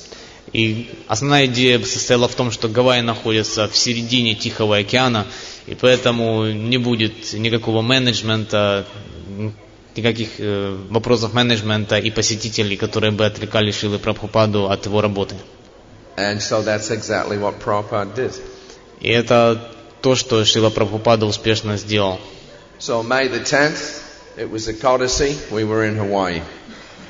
И 10 числа, 10 мая 1976 года, в день Экадаши, мы были на Гавайях. Before going out for his walk this morning, Prabhupada summoned me with his buzzer. И перед тем, как отправиться на утреннюю прогулку, Шрила Прабхупада вызвал меня при помощи звонка. Going into his room, I offered my obeisances and knelt before him, eager to execute his bidding. Зайдя в его комнату, я предложил ему мои поклоны и сел в ожидании его распоряжений. He asked me if we had the Sanskrit edition of the Srimad Bhagavatam 8th canto. И он спросил меня, есть ли у нас санскритская версия восьмой песни Шримад Бхагаватам. He said that he would finish the 7th canto by this evening. Он сказал, что он планирует закончить к вечеру работу над 7-й песней Шримад Бхагаватам. This was very heartening to hear. И эта идея, она согрела мое сердце. So you can jump that paragraph and go to the bottom. Yeah. I was excited and I expressed my pleasure at this welcome news. Я, честно говоря, был очень вдохновлен этим до такой степени, что я даже вслух сказал об этом Шриле Прабхупаде. But Prabhupada remained modest and sober. Но Шрила Прабхупада остался скромным и собранным. With a slight smile and an unassuming tip of his head, he told me. С легкой улыбкой и кивнув головой, он сказал мне: "Oh, I can finish it very quickly, but I have to present it for your understanding." Да, я могу закончить это очень быстро, но мне нужно представить это в таком виде, чтобы вы все поняли. It requires deep thought, very carefully for the common man. И это требует очень глубокого обдумывания и большого внимания для того, чтобы это сделать понятным простым людям. So at 9:15 p.m., Srila Prabhupada again rang the buzzer. В 9:15 вечера Шрила Прабхупада опять зазвонил в колокольчик. And expecting him to be ready to take his rest and massage, I went into his room. И я зашел в его комнату, ожидая, что нужно будет сделать опять массаж и перед его отдыхом. But I was surprised to find him sitting at his desk with his spectacles on. Но я был удивлен, когда застал его сидящим за рабочим столом в его очках. His Bhagavatam was open and his dictaphone was in his hand. Бхагаватам был открыт, и диктофон он держал в руках. He told me that he would not take his massage. И он отказался от массажа. Rather, he said he would finish translating the 7th canto. И он сказал, что он вместо этого хотел бы закончить перевод 7-й песни Шримад Бхагаватам. So I was surprised and elated. И это меня удивило, это меня очень приятно удивило. This is the first time since I've been with him, which is over 5 months now. Потому что это было в первый раз в течение нашего пребывания с ним вместе, которое длилось последние 5 месяцев, that he has missed his evening rest. Когда он решил отказаться от вечернего отдыха. He worked all through the night. То есть он проработал всю ночь. And after he went for his early morning ablutions, I checked his dictaphone. И после того, как он ушел принять свои утренние процедуры, я посмотрел на его диктофон. And I saw that he had notched up 320 digits on the counter. И я увидел, что на счетчике было 320 делений. Yeah, so there's a numerical counter. As you use up the tape, then it counts 1, 2, 3 like that as the tape goes round. Это счетчик, который установлен на магнитофоне. То есть, когда магнитофон включен, он отсчитывает деление. So normally, Prabhupada does 50 digits or less. Обычно Шрила Прабхупада надиктовывал 50 делений или даже немножко меньше. But in this way, you can see he did about nearly 7 times as much work on that night.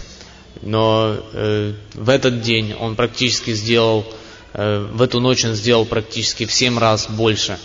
He was able to get 25 verses of the 8th canto done. И он даже сделал он даже написал комментарий к 25 стихам 8-й песни Шримад Бхагаватам. And if you actually read the end of the 7th canto, Prabhupada puts an ending comment there. И если вы прочитаете конец 7-й песни Шримад Бхагаватам, то вы увидите там завершающий комментарий, который написал Шрила Прабхупада. That this is such and such an Ekadasi day in Honolulu, and we have completed this 7th canto by the mercy of Krishna and Balaram. Который говорит, что это такой знаменательный день в Гонолулу, и мы закончили в этот день 7 песни Шримад Бхагаватам, перевод 7 песни. It's interesting that Prabhupada was in Hawaii, but he was thinking about Krishna and Balaram.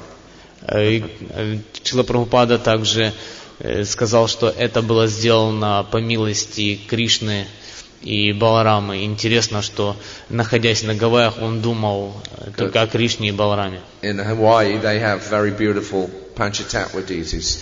На Гавайях в храме есть чудесные божества Панчтаттвы. So Prabhupada is mercifully fulfilling our hope that by spending extra time in Hawaii, away from management problems and streams of visitors, he will be able to concentrate on the essence of his work.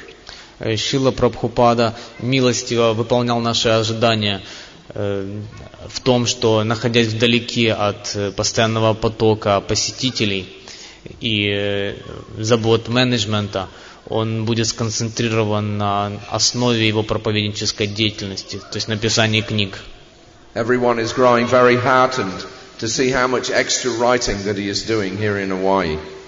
И большое количество работы, которую он делал на Гавайи, согревало сердца, наши сердца.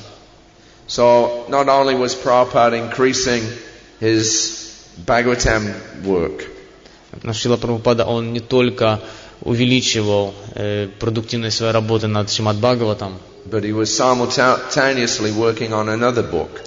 В то же самое время он работал над другими книгами. In those days we used to call it the philosophy book. И мы называли их философскими книгами. So I think in about 1971, Shyamasundar Prabhu, who had been Prabhupada's secretary, he had started this philosophy book project. В 1971 году Шьямасунда, он положил начало проекту, который мы называли «Выпуск философских книг». Shyamasundar had been a philosophy student, and he had suggested to Prabhupada that if I present a synopsis of the philosophies of the different Western philosophers, Greek philosophers, then if you reply that, we could make, like a book of a Vedic view of Western philosophy. Он был специалистом по философии, по западной философии. Он предложил Шриле Прабхупаде сделать такой обзор западных философий и включить в этот обзор, показать ведический взгляд на западные философии. So they started doing that. Some recordings were made, but then later on Shyamasundar Prabhu kind of got diverted into other things. Они начали работать над теми записями, которые у нас были, но через какое-то время Шьямасундар Прабху, он переключился на другое служение. And the whole project got stalled. И весь проект как-то застрял. So then in 1976, Hayagriva Prabhu, who had been Prabhupada's first English editor, he had been out of the movement for a while, but then he came back. И в 1976 году Хайагрива Прабху, который был главным редактором книг Шрилы Прабхупады, в то время он какое-то время отошел от движения, но затем вернулся. So the BBT sent him to Hawaii to spend 3 weeks with Srila Prabhupada to complete that philosophy book project. И BBT отослала его на Гавайи, где он в течение 3 недель мог помогать Шриле Прабхупаде закончить этот проект философских книг. It was I remember when Hayagriva arrived, very touching, very moving moment. И когда Хайгрива приехал на Гавайи, я помню, что это был такой очень чувствительный для нас момент. Hayagriva, he was a very big, tall person with thick black hair. Он был очень такой большой и высокий человек. And he had a very, very deep, resonant voice. И у него был такой очень глубокий и сильный голос. Okay, we've got the trucks. Вот этот грузовик, да, тут грузовики ездят у нас. Да?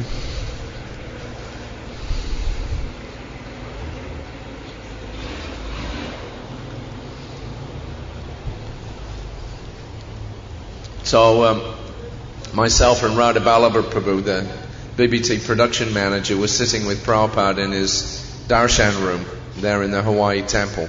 Я и Радха Валаба, менеджер по выпуску книг, мы сидели в комнате для даршана с Шрилой Прабхупадой. And Hayagriva came walking in through the door. И Хайгрива, он просто вошел через открытую дверь. And he just said, "It's your old Hayagriva, Prabhupada." И он просто сказал, это ваш старый Хайгрива, Прабхупад. And then he just, boom, hit the deck, offered his dandavats. И он так упал прямо в дандават перед Шрилой Прабхупадой. And Prabhupada was so happy to see him. И Шрила Прабхупада был очень счастлив увидеть его снова. So they chatted for a couple of minutes. Затем они воспевали святые имена в течение нескольких минут. And then Prabhupada, he said, I was thinking, has Hayagriva really left us?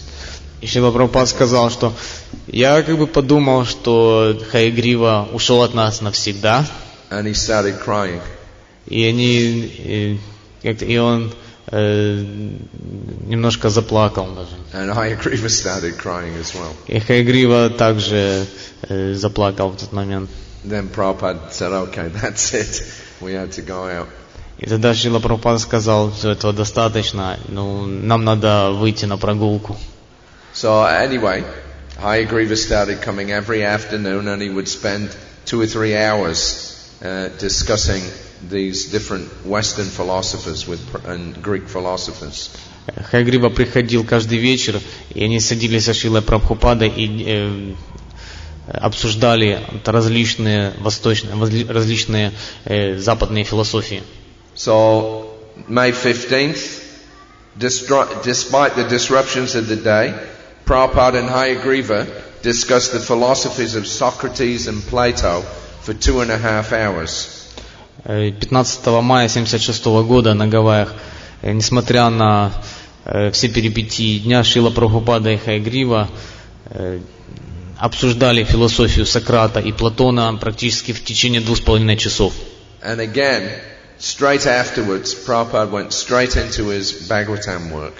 И опять же, по окончании их дискуссий, Шрила Прабхупада принялся за работу над своими книгами. He dictated throughout the night and notched up another 315 digits on his dictaphone. Он опять диктовал практически в течение всей ночи, и на счетчике его диктофона было опять набито 315 делений. So that was the kind of effort that Prabhupada was putting into his writing. И это было то усилие, с каким можно увидеть то усилие, с которым Шрила Прабхупада занимался работой над книгами. Yeah. 2-3 hours, heavy philosophical discussions, and then no sleep whatsoever, and straight through the whole night working and dictating. 2 или 3 часа такой тяжелой философской дискуссии, и после этого он сразу принялся за работу, невзирая без сна, и работал в течение всей ночи. And as Prabhupada said, I can do it very quickly, but it requires deep concentration. Шрила Прабхупада говорил, я могу делать это очень быстро, но это требует предельной концентрации. And I got a understanding of how intense Prabhupada's concentration was later in the year when we were in Vrindavan in November of 1976. В ноябре 1976 года я понял, какая глубокая концентрация, на какую глубокую концентрацию способен Шрила Прабхупада, когда мы были во Вриндаване. So this was on November the 8th at about 11 p.m. I'd just taken rest. And then I heard the buzzer ring. Это было 8 ноября во Вриндаване. Я отправился отдыхать, но тут в определенный момент я услышал звук звонка, которым Шрила Прабхупада подозвал меня. Okay. let the truck go past. Подождем, пока So грузовик I там rolled out пройдет. of my sleeping bag and went into Prabhupada's darshan room. Я перевернулся в моем спальном мешке и быстро вошел в комнату даршанов Шриле Прабхупаде. Prabhupada was already sitting at his desk with his dictaphone in his hand. Прабхупада уже сидел на своем рабочем месте с диктофоном, готовым для записи. And he was very closely peering over the pages of the Srimad Bhagavatam. И он очень глубоко, очень внимательно просматривал страницы Шримад Бхагаватам. So after I offered my obeisances, then I sat before him, eager to know what was the purpose of his call. После того, как я предложил мои поклоны, я сел перед ним, готовый слушать, какая была цель этого вызова. So Prabhupada looked at me over the top of his glasses. He pointed up in the air and he said, "There is some noise disturbing. Just stop it." Шрила Прабхупада посмотрел на меня так через выше своих очков и, показывая пальцем наверх, он сказал: какой-то звук беспокоит меня. Я хочу, чтобы ты нашел это и остановил. So I listened, but there was only silence to my ears. Я попытался послушать, но в моих ушах была только тишина. So seeing my puzzled expression, Prabhupada's eyebrows raised and his finger pointed upwards. И видя мое сбитое с толку выражение лица, Шрила Прабхупада поднял свои брови и опять же показал пальцем на потолок. No, just listen. Нет, только послушай. Только послушай. So again I listened hard, trying to open my ears and perceive whatever it was that was disturbing his divine grace. И я пытался изо всех сил слушать, открыть мои уши и понять, что же это было такое, что беспокоило его божественную милость. So after a few seconds, I started to pick up on what seemed to be a faint, distant hum. И через несколько секунд я начал слышать что-то такое, которое напоминало какое-то отдаленное шуршание. Prabhupada was observing me closely. Шрила Прабхупада смотрел на меня так очень внимательно. And when he saw the dawn of recognition on my face, he confirmed my perception. И когда он увидел тень понимания на моем лице, он подтвердил это. Ha! Now, go find it and stop it. И он сказал: теперь пойди найди это и сделай так, чтобы оно прекратилось. Now tuned in, I walked off towards the entrance. И я начал спускаться по направлению к выходу. Following the sound, which seemed to be coming from a source distant and high. Пытаясь определить, откуда же идет звук, который, казалось, шел откуда-то сверху и издалека. Going outside, I moved towards the temple, and the sound receded. Я начал идти в сторону храма, но идя, я чувствовал, что звук начал ослабляться. Then going the other way towards the guest house, the sound started to increase slightly. Тогда, когда я направился в противоположную сторону, по направлению к дому для гостей, гестхаусу, я услышал, что звук начал постепенно увеличиваться, усиливаться. I entered the building and started up the staircase. Я вошел в здание и начал подниматься по лестнице. And the humming began to increase in volume the higher that I climbed. И чем выше я поднимался, тем сильнее я слышал этот звук. Finally, I came to the top floor of the 4-story building. И затем я поднялся на самый верхний этаж 4-этажного здания. And by this time, I was sure that I had identified the cause. И в этот момент я уже был абсолютно уверен, что я нашел причину. Going down the corridor, I banged on the door of one of the single rooms. Я прислушался и постучал в комнату, в дверь одноместной комнаты. After a minute, the door opened. to reveal a sleepy, agitated Vishal Das. И буквально через минуту дверь открылась, и на пороге появился сонный и раздраженный Вишабхадас. Who was quite grumpy at being woken up at such a late hour. И он был несколько не в себе, раздраженный по поводу того, что его разбудили в такой поздний час. Vishal Prabhu, I said humbly, you've got your fan on and it's disturbing Srila Prabhupada in his translation work. Виласа Прабху, сказал я смиренно, вы забыли выключить ваш вентилятор, и он беспокоит Шрилу Прабхупаду. So the fan was hanging from the ceiling and whirring around full tilt. Вентилятор висел под потолком и вращался с максимальной скоростью. I couldn't think why he would want to have it on it because it was a winter's night. И я даже не мог предположить, почему он включил этот вентилятор, потому что это была холодная зимняя ночь. But there was no discussion. То есть у нас не было никаких дальнейших дискуссий по этому вопросу. Vishal was immediately profusely apologetic and switched it straight off. Виласа, он сразу почувствовал себя очень виноватым и моментально выключил этот вентилятор. And he was very sorry that he might be causing an inconvenience to Srila Prabhupada in his translation work. И он очень сожалел о той мысли, что он мог каким-то образом побеспокоить Шрилу Прабхупаду в то время, когда он занимается работой над книгами. So after thanking him, I went back down into Prabhupada's quarters again. И я поблагодарил его за понимание, спустился вниз, вернувшись в покои Шрилы Прабхупады. And when I entered, he was already deeply absorbed in his translation work. И когда я вернулся, я увидел, что Шрила Прабхупада уже был глубоко погружен в работу над переводами. Sitting by the lamp of his desk light, studying the text and flicking on and off the switch of his dictaphone microphone. Сидя в свете настольной лампы, он смотрел, он был глубоко погружен в работу, время от времени включал и выключал микрофон своего диктофона.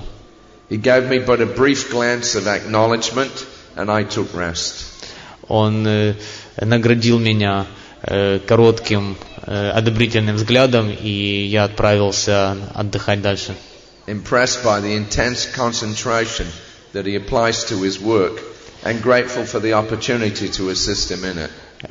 И в этот момент я был поражен тем уровнем концентрации, с которой он работал, и был очень благодарен ему за возможность каким-то образом помочь в той работе, которую он делает. And actually, when I first became Prabhupada's full-time servant, that was in Vrindavan the year before. И когда я впервые стал слугой Шрилы Прабхупады, этот момент наступил как раз за год до этого самого момента во Вриндаване. And Hasadutta had also just come onto the party as the secretary for that month of December. И Хансадута также приехал со мной для того, чтобы быть секретарем группы Шрилы Прабхупады в декабре. So we were all three, myself, Haри Krishna and Hasadutta, we were sleeping in the servants' room, which is right next to the main darshan room. И мы втроем, Хансадута, я и Харе Кришна, с вами, мы втроем спали в комнате для слуг, которая находилась рядышком с покоями Шрилы Прабхупады. So after a couple of days, then Prabhupada complained in the morning. He said, "Who was snoring last night?" И через пару дней Шрила Прабхупада пожаловался нам. Он спросил, кто храпел этой ночью. So myself and Hasadutta, we had to move out into the guest house. Я и Хансадута, нам пришлось переехать вот в гестхаус. Because после этого. Haри Krishna had already been traveling with Prabhupada, so we knew it couldn't have been him.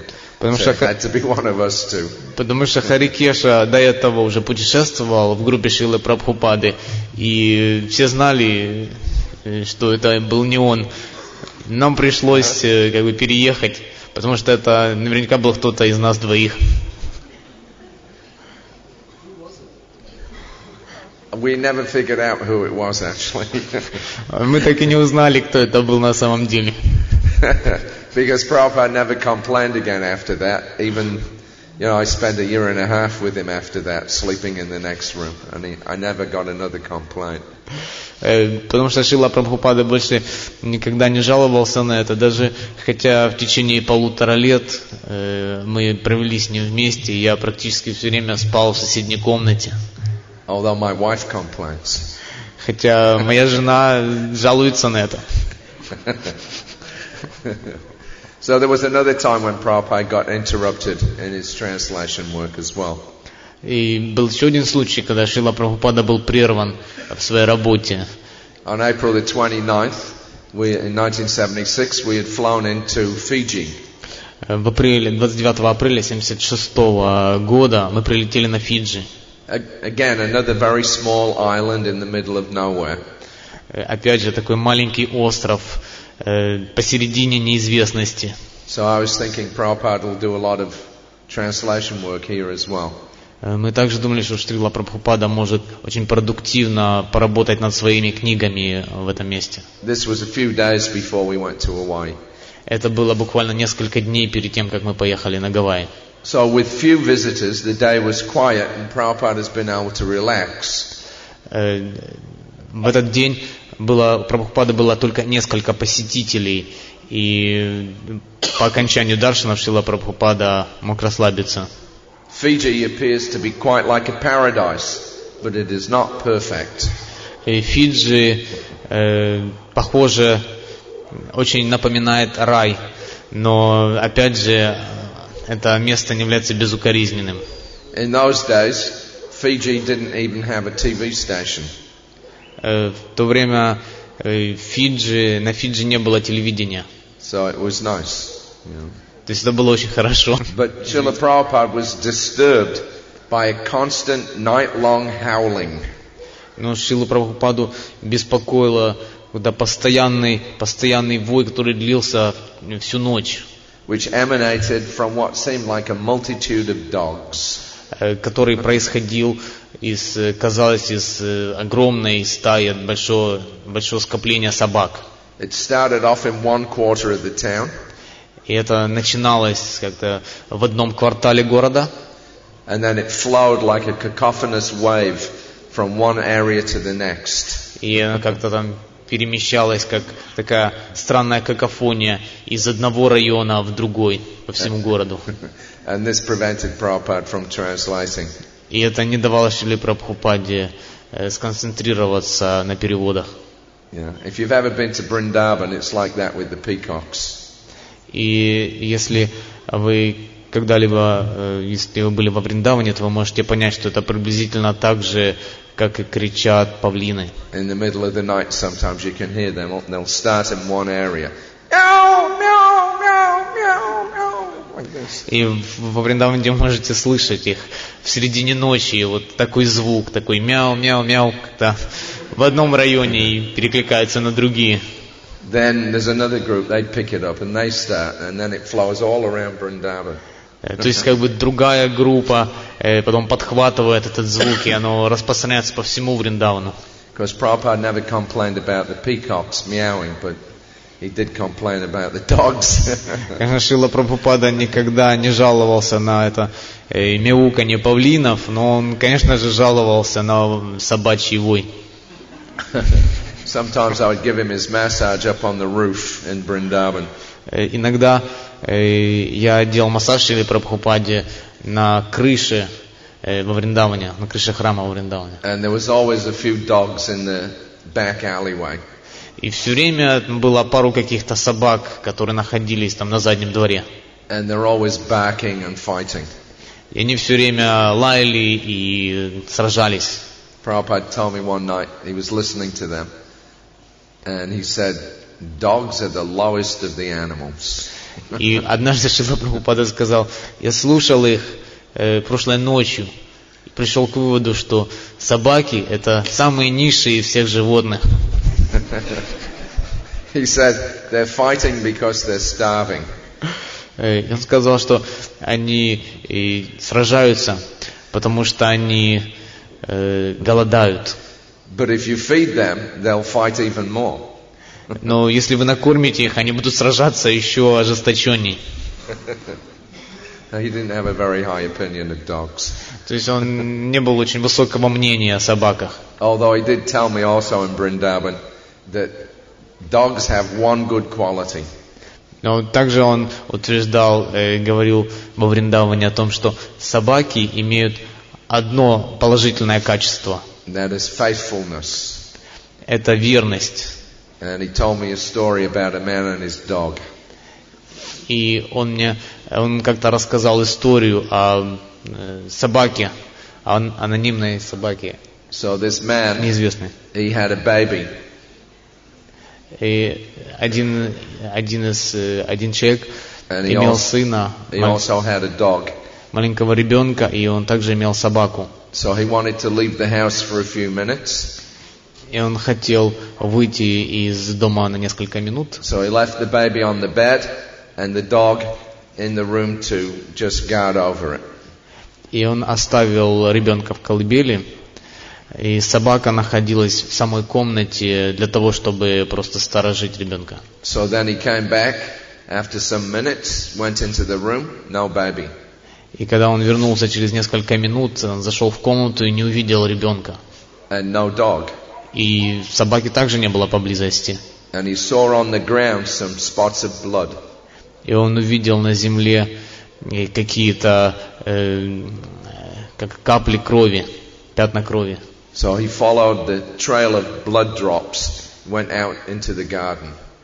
И он последовал по пути, который указывал этим по кровавым следам, которое завело его в сад. So then as he got into the garden, the dog came out from behind some bushes. И когда он зашел в сад, он увидел собаку, которая выходила из кустов. And it had blood all over its mouth. И собака вся пасть собаки была испачкана кровью. So the man was horrified. И мужчина, этот человек, он был просто вне себя от ярости. He immediately thought, oh, the dog has gone mad. It's attacked the baby and killed it and dragged it into the bushes. И то, что он подумал, это было, что собака взбесилась, схватила ребенка, била его и затащила в кусты. So he went, he ordered the dog to sit. Then he went and got a gun. Он приказал собаке сидеть, вернулся в дом и взял ружье.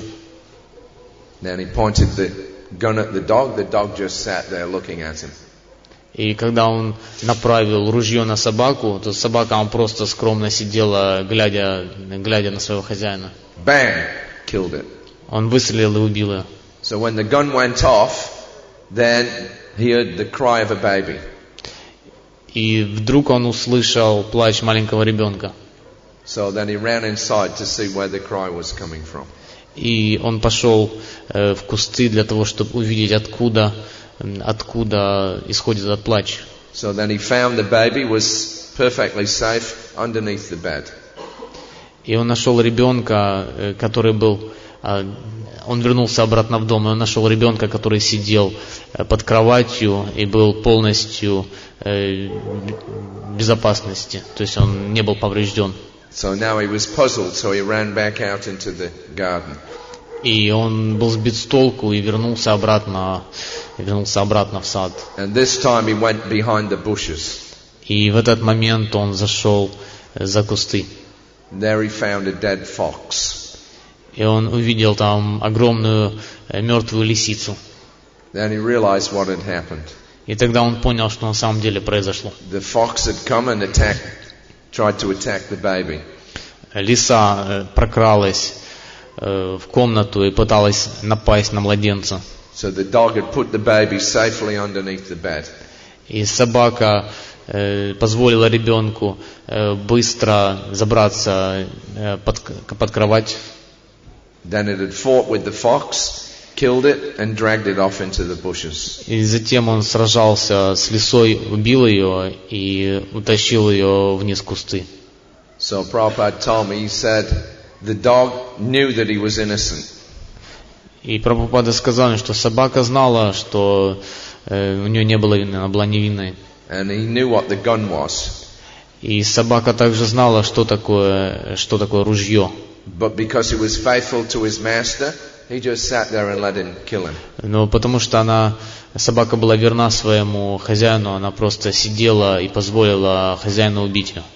So therefore Prabhupada said the conclusion is that one who cannot be faithful to his guru is less than a dog.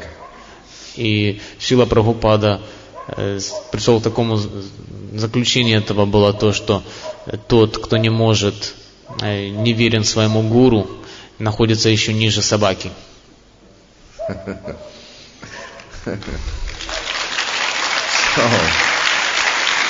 There's a few dog stories, but we're getting diverted from the writing here. I'm sorry? I said there's a few dog stories, but we're getting diverted from the writing. То есть мы сейчас слышим несколько собак, которые там лают на заднем плане, но это не отвлекает нас от работы над книгами. See? Barking dogs.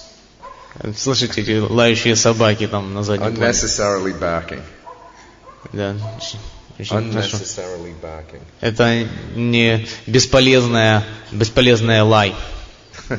Sometimes when we would go on a morning walk and there would be dogs barking when you go past.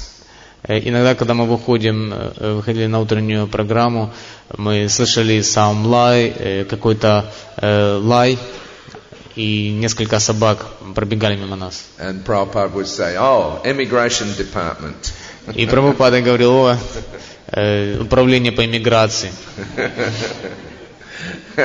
иммиграционная служба.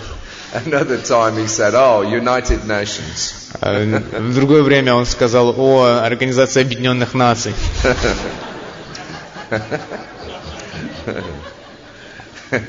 Okay, so let's get back to some writing here.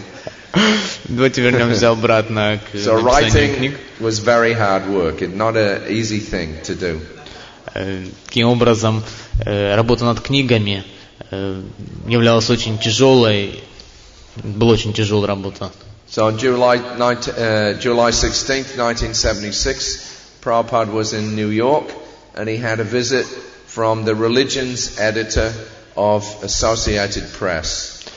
16 июля 1976 года Шрила Прабхупада находился в Нью-Йорке, и где его посетил редактор религиозного отдела Associated Press. Yeah, Associated Press and Reuters, they're one of the two big reporting organizations in the world actually. Their articles go to newspapers all over the world. Associated Press и Reuters — это два наиболее самых больших информационных агентства, которые распространяют, рассылают информацию по всему миру. So this man, his name was George Orwell, believe it or not. Этого человека звали Джордж Оруэлл. George Orwell. George Orwell was a very famous British writer, but this man also had the same name, and he was also a newspaper reporter. Джордж Оруэлл был очень известным британским писателем, но этот Джордж Оруэлл был просто его однофамильцем и был репортером из газеты. So he had attempted to interview Prabhupada when the New York Temple used to be in Brooklyn, but he had not gotten an interview. Он пытался брать интервью Шрилы Прабхупады в тот момент, когда исконовский храм был основан в Бруклине, но в тот момент у него не было, эта возможность ему не предоставилась. Now he came to see Prabhupada in this new 11-story skyscraper building in Midtown Manhattan. И сейчас он пришел для того, чтобы встретиться со Шрилой Прабхупадой в огромное 11-этажное здание в в котором находился исконовский храм посередине Манхэттена. And he got a fantastic interview. И он сделал просто фантастичное интервью. So towards the end of the interview, Mr. Orwell asked Srila Prabhupada what he thought about Judaism and Christianity. И в конце интервью мистер Орвелл спросил Шрилу Прабхупаду о том, что он думает о иудаизме и христианстве. So Prabhupada said that he didn't know because he hadn't studied them. Шрила Прабхупада сказал, что он не знает этого, так как он глубоко не изучал их. But any religion, he said, if it frees its adherents from the bodily conception of life, was first class. Но любая религия, сказал Шрила Прабхупада, которая освобождает своих приверженцев от телесной концепции жизни, является первоклассной. So Mr. Orwell said that he didn't think that they did that. Но мистер Орвелл сказал, что он не думает, что эти направления делают это. He thought that they considered the body to be important and to cherish the world. Он сказал, что они считают, что тело важно и пытаются наслаждаться жизнью. So Prabhupada responded that such a conception was ignorance. И Шрила Прабхупада сказал, что такая концепция не что иное, как невежество. He explained that he was attracting people from every religion and community because real knowledge is for everyone. Он объяснил так, что своим знанием мы привлекаем людей из разных религий, потому что истинное знание, истинная религия, она находит отклик у каждого человека. Just as 2 + 2 = 4, and gold is gold for everyone. It's the same for everyone. Так же, как 2 + 2 = 4, и золото является золотом для каждого. То есть истинные ценности, они остаются у каждого. So Mr. Orwell asked Prabhupada, who has the gold? И тут мистер Орвелл спросил Шрилу Прабхупаду, кто имеет это золото? Is it just the Krishna consciousness movement, or are there other paths to spiritual enlightenment? Это ли только движение сознания Кришны, или есть также другие пути духовного просветления? So Prabhupada replied that there are other paths, but they are not very elaborate. Шрила Прабхупада ответил, что есть и другие пути, но они не очень разработаны. So this prompted Mr. Orwell to ask, is the Krishna consciousness elaborate? И это натолкнуло мистера Орвелла на вопрос, является ли сознание Кришны в достаточной степени разработанным. So Prabhupada immediately indicated his bookshelf. И Шрила Прабхупада моментально указал на книжную полку. We are explaining this science in so many books, he said. It is open to everyone. Он сказал, что мы объясняем эту науку в таком большом количестве книг, и это знание открыто для каждого. A writer himself, Mr. Orwell, was impressed. Так как мистер Орвелл был также писателем, то, что он увидел, его сильно поразило. Especially when we told him that there were another 40 volumes still to come. Особенно он был поражен, когда мы сказали, что 40 томов вот-вот должны увидеть свет. Are all of these translations that you have made, Your Grace?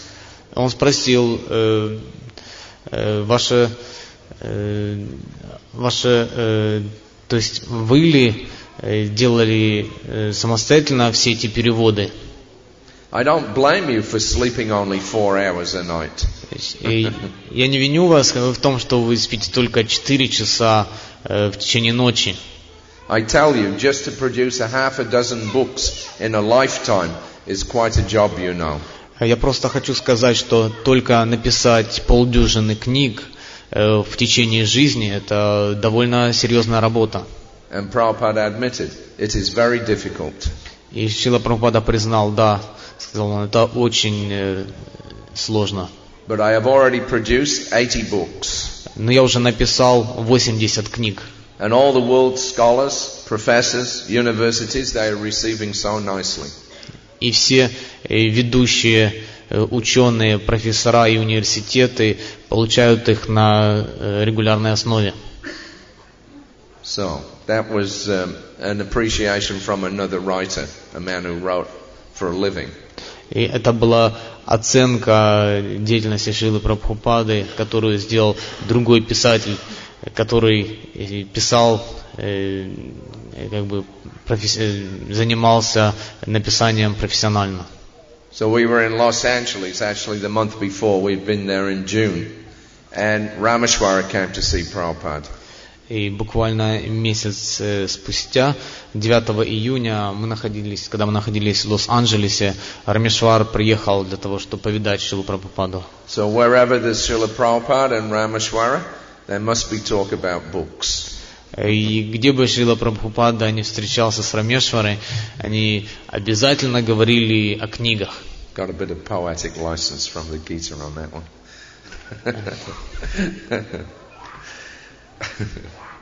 Don't worry about that one. Rameshwara praised Srila Prabhupada for his prolific literary output. Рамешвара поблагодарил Шрилу Прабхупаду за его выдающиеся достижения в работе над литературной работе. People are surprised that you have written so many books, he said. Он сказал, что люди удивлены тем, что вы смогли написать такое большое количество книг. They cannot understand how you could write so much. Они не могут понять, как вы можете писать, как вы смогли написать так много. They wonder whether you were a great Sanskrit scholar for many years, and they try to guess. Они интересуются, были ли вы великим ученым знатоком санскрита в течение многих лет, и они строят свои догадки на этом. They just can't imagine anyone writing so much. Они просто не могут представить, чтобы кто-то из людей мог написать так много. Srila Prabhupada modestly acknowledged the compliment. Шрила Прабхупада скромно это признал. We are exceeding all material authors except Vyasadeva. Он сказал, что мы обгоняем всех материальных писателей, за исключением Вьясадевы. One book, 17 volumes, Chaitanya Charitamrita. Одна книга, 17 томов, Чайтанья Чаритамрита. So many, our God brothers, they have attempted, but everybody is failure. Такое большое количество наших духовных братьев пытались это сделать, но все они закончили неудачей. Have any of you God brothers translated anything? I asked him. И тогда я спросил его, если я правильно понял, многие ваши духовные братья также пытались перевести это? Prabhupada shook his head. They died halfway through, he said somewhat wryly. Шрила Прабхупада кивнул головой, он сказал, но они оставили тело на полпути к цели, так с небольшим сарказмом. Rameshwara said, they wonder where you had the time to study so much about ancient Indian culture. И Рамешвара продолжал, им интересно, как вы могли изучить так много о древней индийской культуре. That you could write so much, they can't understand that. Что вы смогли писать так много, они просто не могут понять это. There's a biography of your divine grace in the Bhagavatam that mentions different things. И в Бхагаватам указана ваша биография, которая рассказывает о разных вещах. And they just can't understand how you could know so much. И глядя туда, они не могут понять, как вам удалось узнать так много, обладать таким большим знанием. So Prabhupada smilingly narrated an incident that he is very fond of recalling. И улыбнувшись, Шрила Прабхупада напомнил о одном случае, который он очень любил вспоминать. So there was one young man in Tokyo or some airport, very nice young man. Это как-то один молодой человек, очень хороший молодой человек, где-то в токийском или в другом аэропорту. So he came, I was sitting. Oh, Swamiji, may I talk with you? Он подошел в то время, как я сидел, отдыхал, он спросил: Свамиджи, могу я задать вам вопрос? Yes. Да. So I have seen your photograph. Where have you got so much vast knowledge? Я видел вашу фотографию. Скажите мне, откуда у вас такое большое количество безграничного знания? And I said, it is not my knowledge, it is Vyasadev's knowledge. И я сказал, это не мое знание, это знание Вьясадевы. So this was his first question, intelligent boy. И это был первый вопрос того молодого человека, очень разумный парень. So let's see. And then another interview that was held in New York in that July visit, 76. И другое интервью, которое также проходило в Нью-Йорке 14 июля 1976 года. So there was one lady reporter, young girl actually, that came from Newsweek magazine. Это была молодая девушка, которая пришла из журнала Newsweek. It was quite funny actually, because when Prabhupada heard that it was a woman reporter that was coming, he said, I don't want to see her. Это было несколько комично, потому что когда Шрила Прабхупада услышал, что женщина-репортер, девушка-репортер хочет его видеть, он сказал, что я не хочу с ней встречаться. He said, as soon as she comes, she'll just ask, how much money have you got, how many men have you got, how many temples have you got? Потому что как только она зайдет, она начнет спрашивать, сколько у вас людей, сколько у вас есть денег, сколько у вас есть храмов. So, anyway, she was already on the way up to his room, so, she came in. И он уже был практически на полпути к своей комнате, но в этот момент она зашла. And as soon as she sat down, how many temples have you got, how much money have you got? И как только она зашла, она начала говорить, сколько у вас денег, сколько у вас храмов. So Prabhupada said, why? Why should I tell you? И Шрила Прабхупада спросил, почему я должен вам это говорить? So, this was a reporter from Newsweek magazine. It's one of the biggest magazines in America. Она была репортером из журнала Newsweek, одного из самых больших журналов в Соединенных Штатах. But Prabhupada just would not cooperate. Шрила Прабхупада просто не хотел с ними сотрудничать и разговаривать. So, when he said, why should I tell you? Он сказал, почему я должен об этом говорить? She kind of, I have to ask, it's my job. Она не знала, что ответить. Она сказала, мне нужно это спросить, но что это моя работа. So anyway, the interview looked like it was going to collapse. И все интервью, оно как-то выглядело очень неуклюже. So then Rameshwara, he was there, and he had hired a professional publicist in order to be able to get these interviews.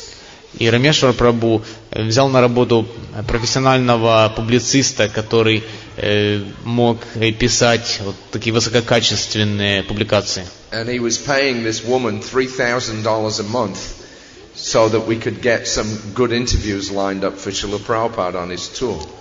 И этому специалисту, женщине, он платил приблизительно $300. Monthly or weekly? $3,000 a month.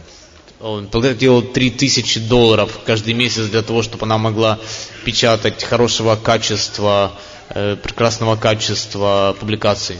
So naturally he was very concerned that this interview with Newsweek was going to collapse. И то есть это была сама эта женщина, которая пришла. И Рамешвар очень беспокоился о том, что вот это интервью может просто оборваться, может сорваться. So then he told the reporter, he said, why don't you ask Prabhupada about his books? И тогда он как бы подсказал репортеру, этой женщине, почему вы не спросите Шрилу Прабхупаду о его книгах? So then, as soon as there was a mention of his books, then Prabhupada immediately opened up. И как только было упомянуто о его книгах, Шрила Прабхупада сразу же почувствовал себя свободно и открылся. He told Wanda that if she really wants to understand something about him, then she should read his books. И он сказал ей, что если вы действительно хотите что-то понять обо мне, вам следует читать мои книги. Because a man is known by what he speaks. Потому что человека знают по тому, как он говорит. And he quoted some Sanskrit. He said, "A fool is so long beautiful as long as he does not open his mouth." Потому что он говорит. И говорится, что дурака узнают. Дурак прекрасен до тех пор, пока он не откроет свой рот. When he speaks, then you can know what he is. И только когда он начинает говорить, тогда вы узнаете, кто он есть на самом деле. So my speaking is there in my books. И то, что я утверждаю, находится здесь, в этих книгах. And if you are intelligent, then you can understand. И если вы обладаете разумом, вы можете это понять. You haven't got to ask. То есть вам не нужно об этом спрашивать. Just like in the court. Как в суде. A big lawyer, he is known when he speaks. Большой юрист, великий адвокат, его узнают, когда он говорит. Otherwise, everybody is a good lawyer. В противном случае каждый является великим адвокатом. But when he speaks in the court, then it will be known whether he's a good lawyer or not. Но когда он начинает говорить в суде, тогда становится известно, хороший он адвокат или нет. So you have to hear and you have to read. Таким образом, вам следует слушать и вам следует читать. And then you will understand. И тогда вы поймете. So then there was another interview. About a week later we were in London and a young man came from the London Broadcasting Company. Через неделю где-то после этого, когда мы были в Лондоне, было другое интервью с молодым человеком, который пришел из одной из лондонской London Broadcasting Company. Лондонской телевизионной компании, радиокомпании лондонской. So this boy came, he got a fantastic interview. И этот парень, он также получил просто фантастическое интервью. And afterwards Prabhupada told the devotees they should have that printed in the back to Godhead. И после этого Шрила Прабхупада сказал, что это интервью должно быть напечатано в журнале Back to Godhead, обратно к Богу. Because he said that interview contains 90% of our philosophy. Потому что это интервью содержит 90% нашей философии. So towards the end of the interview, apparently satisfied, Mike asked his remaining question. В конце интервью Майк, репортер, задал свой последний вопрос. Perhaps finally then, I could ask you, do you ever have any doubts? И теперь я, наверное, могу спросить у вас, были ли у вас когда-либо сомнения? Prabhupada's eyes widened. У Шрилы Прабхупады, Шрила Прабхупада посмотрел на него такими расширенными глазами. If I have doubts, then how am I preaching? Если у меня есть сомнения, как я могу проповедовать? That means I am cheating. Это означает, что я обманываю. And how am I writing so many books? И как бы я смог написать такое большое количество книг? Do you think a man in a doubtful condition, he can produce so many books? Вы думаете, что человек, который находится в состоянии в сомнении, может написать такое большое количество книг? Do you think like that? Вы действительно так думаете? Mike became a little sheepish, especially hearing us laughing in the background. Майк немножко стушевался, особенно когда услышал такой небольшой смех на заднем плане. Well, I don't know. I mean, I just... Он сказал, я не знаю, я просто хотел... Well, you should know, Prabhupada declared. И Прабхупада провозгласил, теперь вы должны это знать. His strength of conviction making us all laugh. И его сила, его убеждения, когда очень развеселило нас, мы все засмеялись. So you never doubt any of this, anything at all. И репортер сказал, да, таким образом у вас никогда не было сомнений по этому поводу, никогда. Prabhupada smiled at him. We are sure. Прабхупада улыбнулся и сказал ему, мы уверены в том, что мы делаем. Okay, so another aspect that Prabhupada Of course, he had taken it up on the orders of his spiritual master, that he wanted the production of books more than anything. Шрила Прабхупада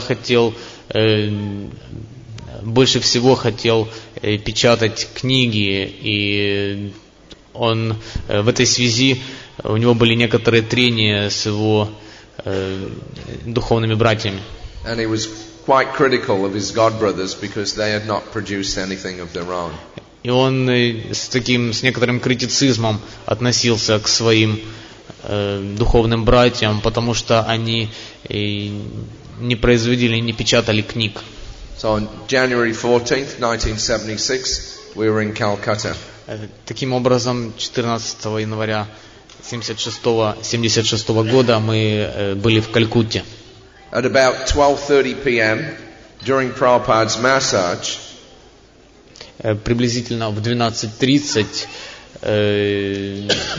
дня во время массажа Tamal Krishna Goswami and Jayapataka Swami came to report on a visit that they had just made to the Sri Chaitanya Mat.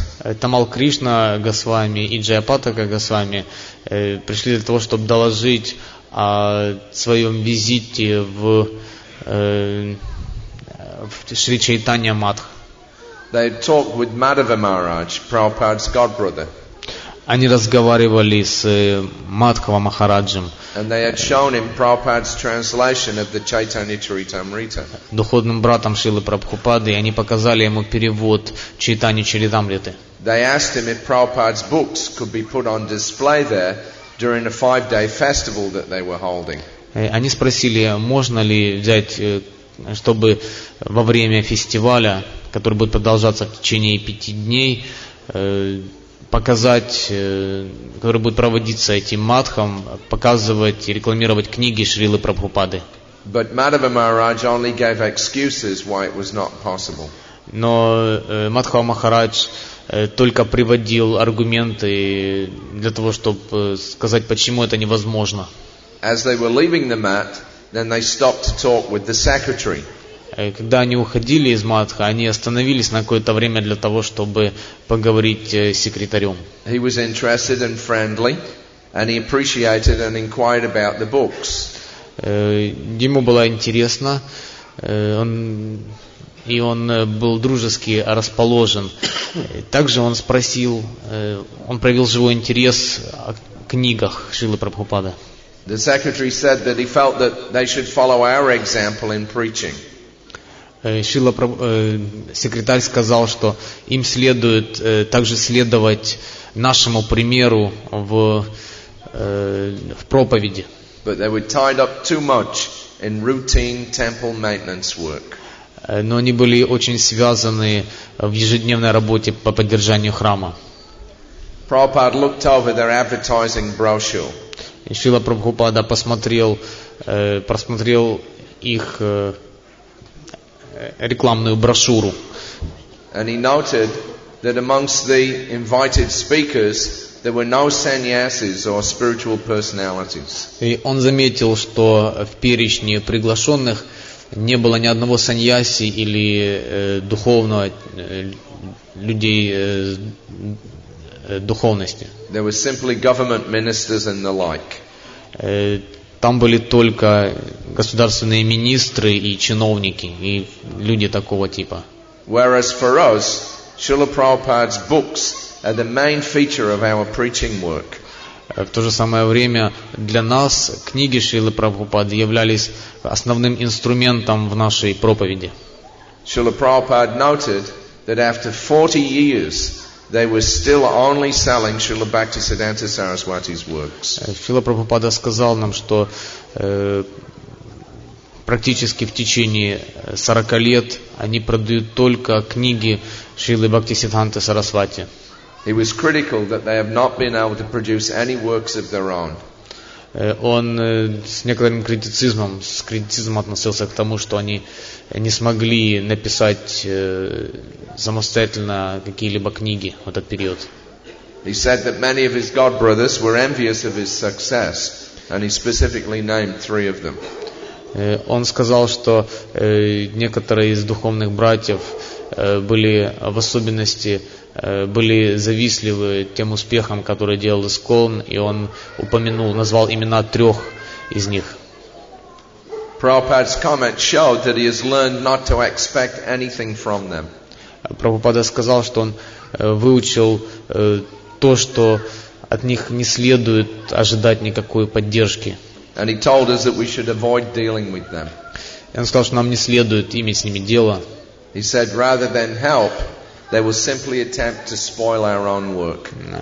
Он сказал, что они будут пытаться вместо того, чтобы помочь нам, даже ставить какие-то препятствия в том, чем мы занимаемся. So that was one comment there. That was in Calcutta.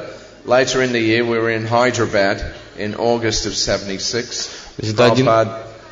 Это один из комментариев, когда мы во время нашего пребывания в Калькутте, несколькими днями позже, 21 августа, мы прибыли в Хайдарабад.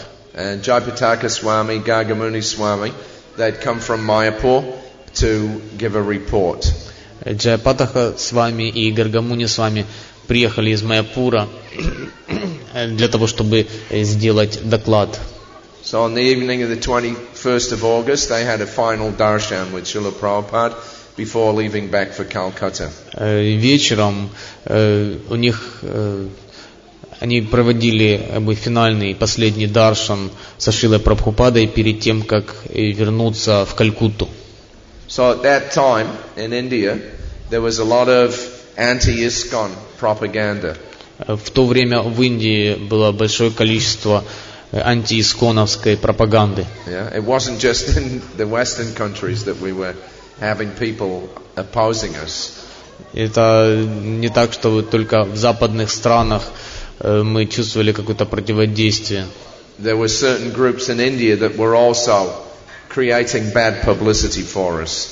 Были также определенные группы, заинтересованные группы в Индии, которые создавали для нас плохой имидж, пытались создать для нас. It was mainly the communist parties. И в основном это были такие коммунистические партии. So they were advertising that ISKCON is simply a front for the CIA. То есть они рекламировали и говорили то, что под личиной Искона просто скрывается ЦРУ. Yeah, and people were actually believing that. И люди действительно верили им в этом. Because in those days, most of the leading preachers in India were all Americans. Потому что в то время большинство людей, которые занимались проповедью в Индии, были американцы. Prabhupada left India completely penniless, a sadhu. Шрила Прабхупада He left India as a penniless sadhu. Он уехал из Индии как садху, у которого не было в кармане ни гроша. And a couple of years later we returned with 30 or 40 Western disciples. И через несколько лет он вернулся с 30 или 40 западными учениками. And within a couple of years he built a temple in Vrindavan. He got land in Mayapur. He got some of the most expensive land in Bombay, and he was building a big temple there. И через несколько лет он построил большой храм во Вриндаване, в Майяпуре, и огромный храм в центре Бомбея. He was building this big temple. He just opened it there in Hyderabad. Он построил большой храм в Хайдарабаде. So the propaganda was how this sadhu could suddenly have he goes to America and he comes back, all of a sudden he's got so much money. И пропаганда была таким образом, что вот смотрите, этот садху, он поехал в Америку без пени, и он вернулся с таким огромным количеством просто богатства. So the American government, they must be paying him all this money, so he's got all these CIA spies. Короче, американское правительство, скорее всего, платит ему вот эти все огромные деньги, и он привез с собой американских шпионов из ЦРУ.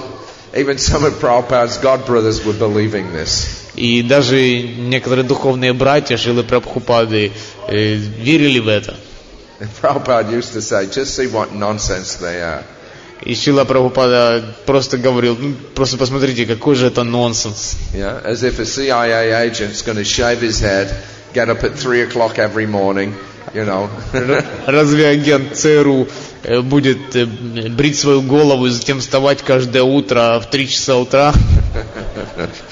So, along with Gargamuni Swami, Jayapataka heard from Srila Prabhupada about the proactive stance that he is taking against all the false propaganda. Вместе с Гаргамуни с вами он слышал о том, что Шрила Прабхупада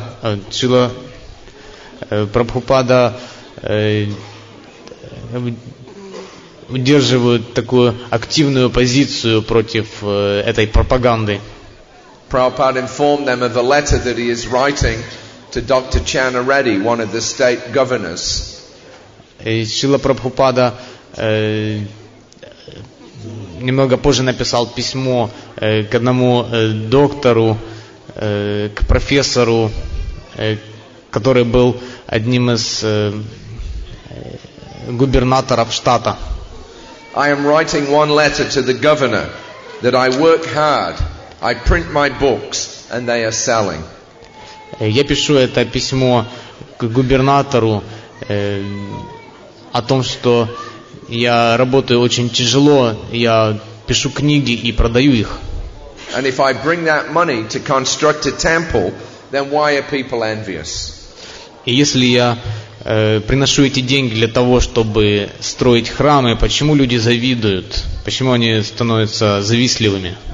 At that time, Prabhupada estimated that in the society from book sales, he was bringing in about $60,000 a day.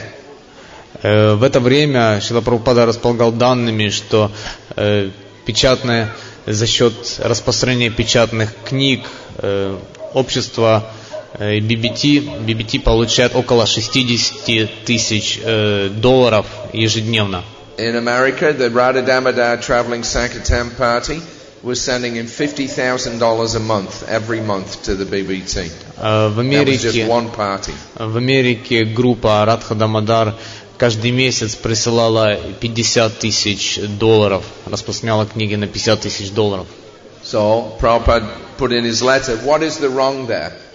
И Шрила Прабхупада описал в своем письме, в чем проблема, что не так здесь. Rather, I should be encouraged that I am bringing so much money into India. Вы должны поддерживать меня в том, что я привлекаю такое большое количество денег в Индию. I'm bringing foreign exchange by my very, very hard labor. Я привлекаю своим тяжелым трудом иностранную валюту в страну. So why are they envious, he asked. Почему же они завидуют? Он спросил. Gargamuni Maharaj said he felt that it was difficult for them to believe that a sadhu could possess so much money from selling books. И Гаргамуни Махарадж сказал, что им просто очень тяжело понять, как садху может заработать такое количество денег, просто продавая свои книги. That may be beyond their dreams, Prabhupada said, but I am not a so-called sadhu. Шрила Прабхупада сказал, что это может быть за пределами того, что они могут себе вообразить, но я не являюсь таким так называемым садху. I am trying to execute the order of my Guru Maharaj, my predecessor. Я просто пытаюсь воплотить в жизнь наставления моего гуру Махараджа, моего предшественника. I am not a so-called sadhu, begging for fulfilling the belly. Я не являюсь так называемым садху, который просит денег для того, чтобы наполнить свой желудок. They have to accept you as an international leader, Gargamuni said. Гаргамуни сказал, что им следует воспринимать вас как международного лидера. I must be international leader, Prabhupada said, matter of fact.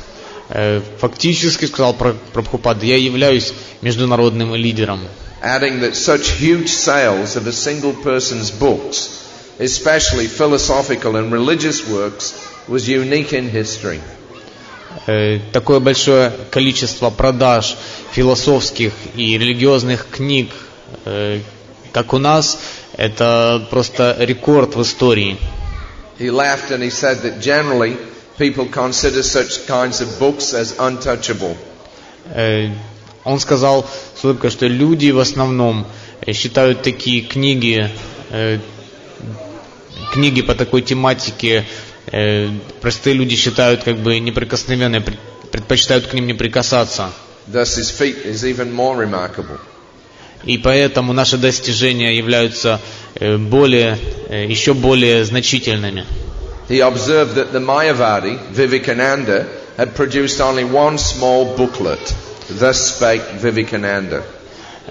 Он сказал, что Вивекананда, Майявади напечатали только одну маленькую книгу, которая называлась... What's the title of the book? Thus spake Vivekananda. Thus says. Thus says. Thus spake. Thus says Vivekananda. То есть мудрец Вивекананда. Называлась так книга. Two of his own leading god brothers, Bon and Tirtha Maharajas, had not been able to produce any substantial literature. Бон и Тиртха Махараджи, которые являлись его духовными братьями, к сожалению, не смогли произвести на свет ни одну книгу.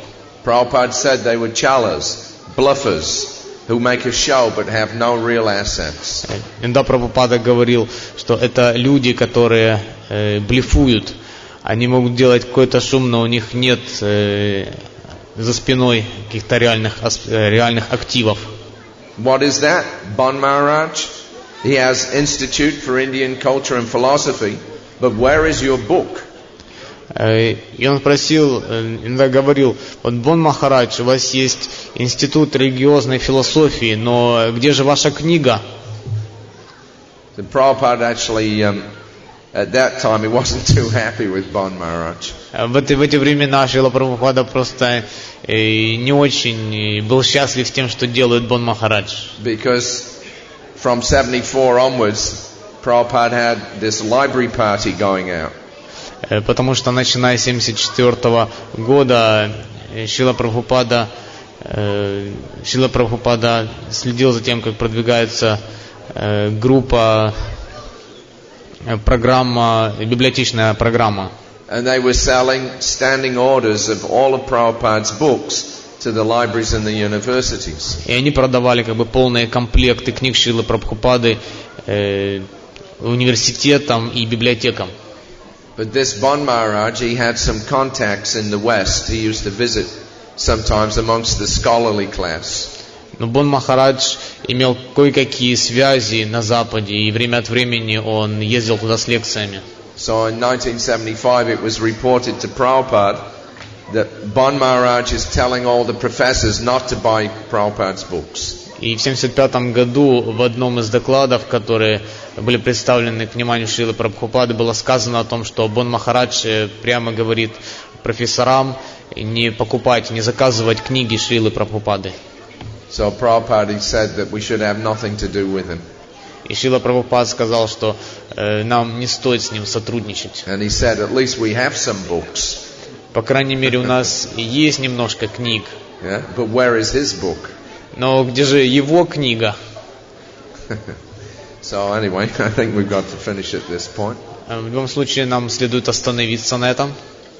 And we'll go on tomorrow. Now, tomorrow morning's seminar, there's a time change. Мы продолжим завтра, и я хотел бы также сказать, что завтра изменение времени утреннего семинара.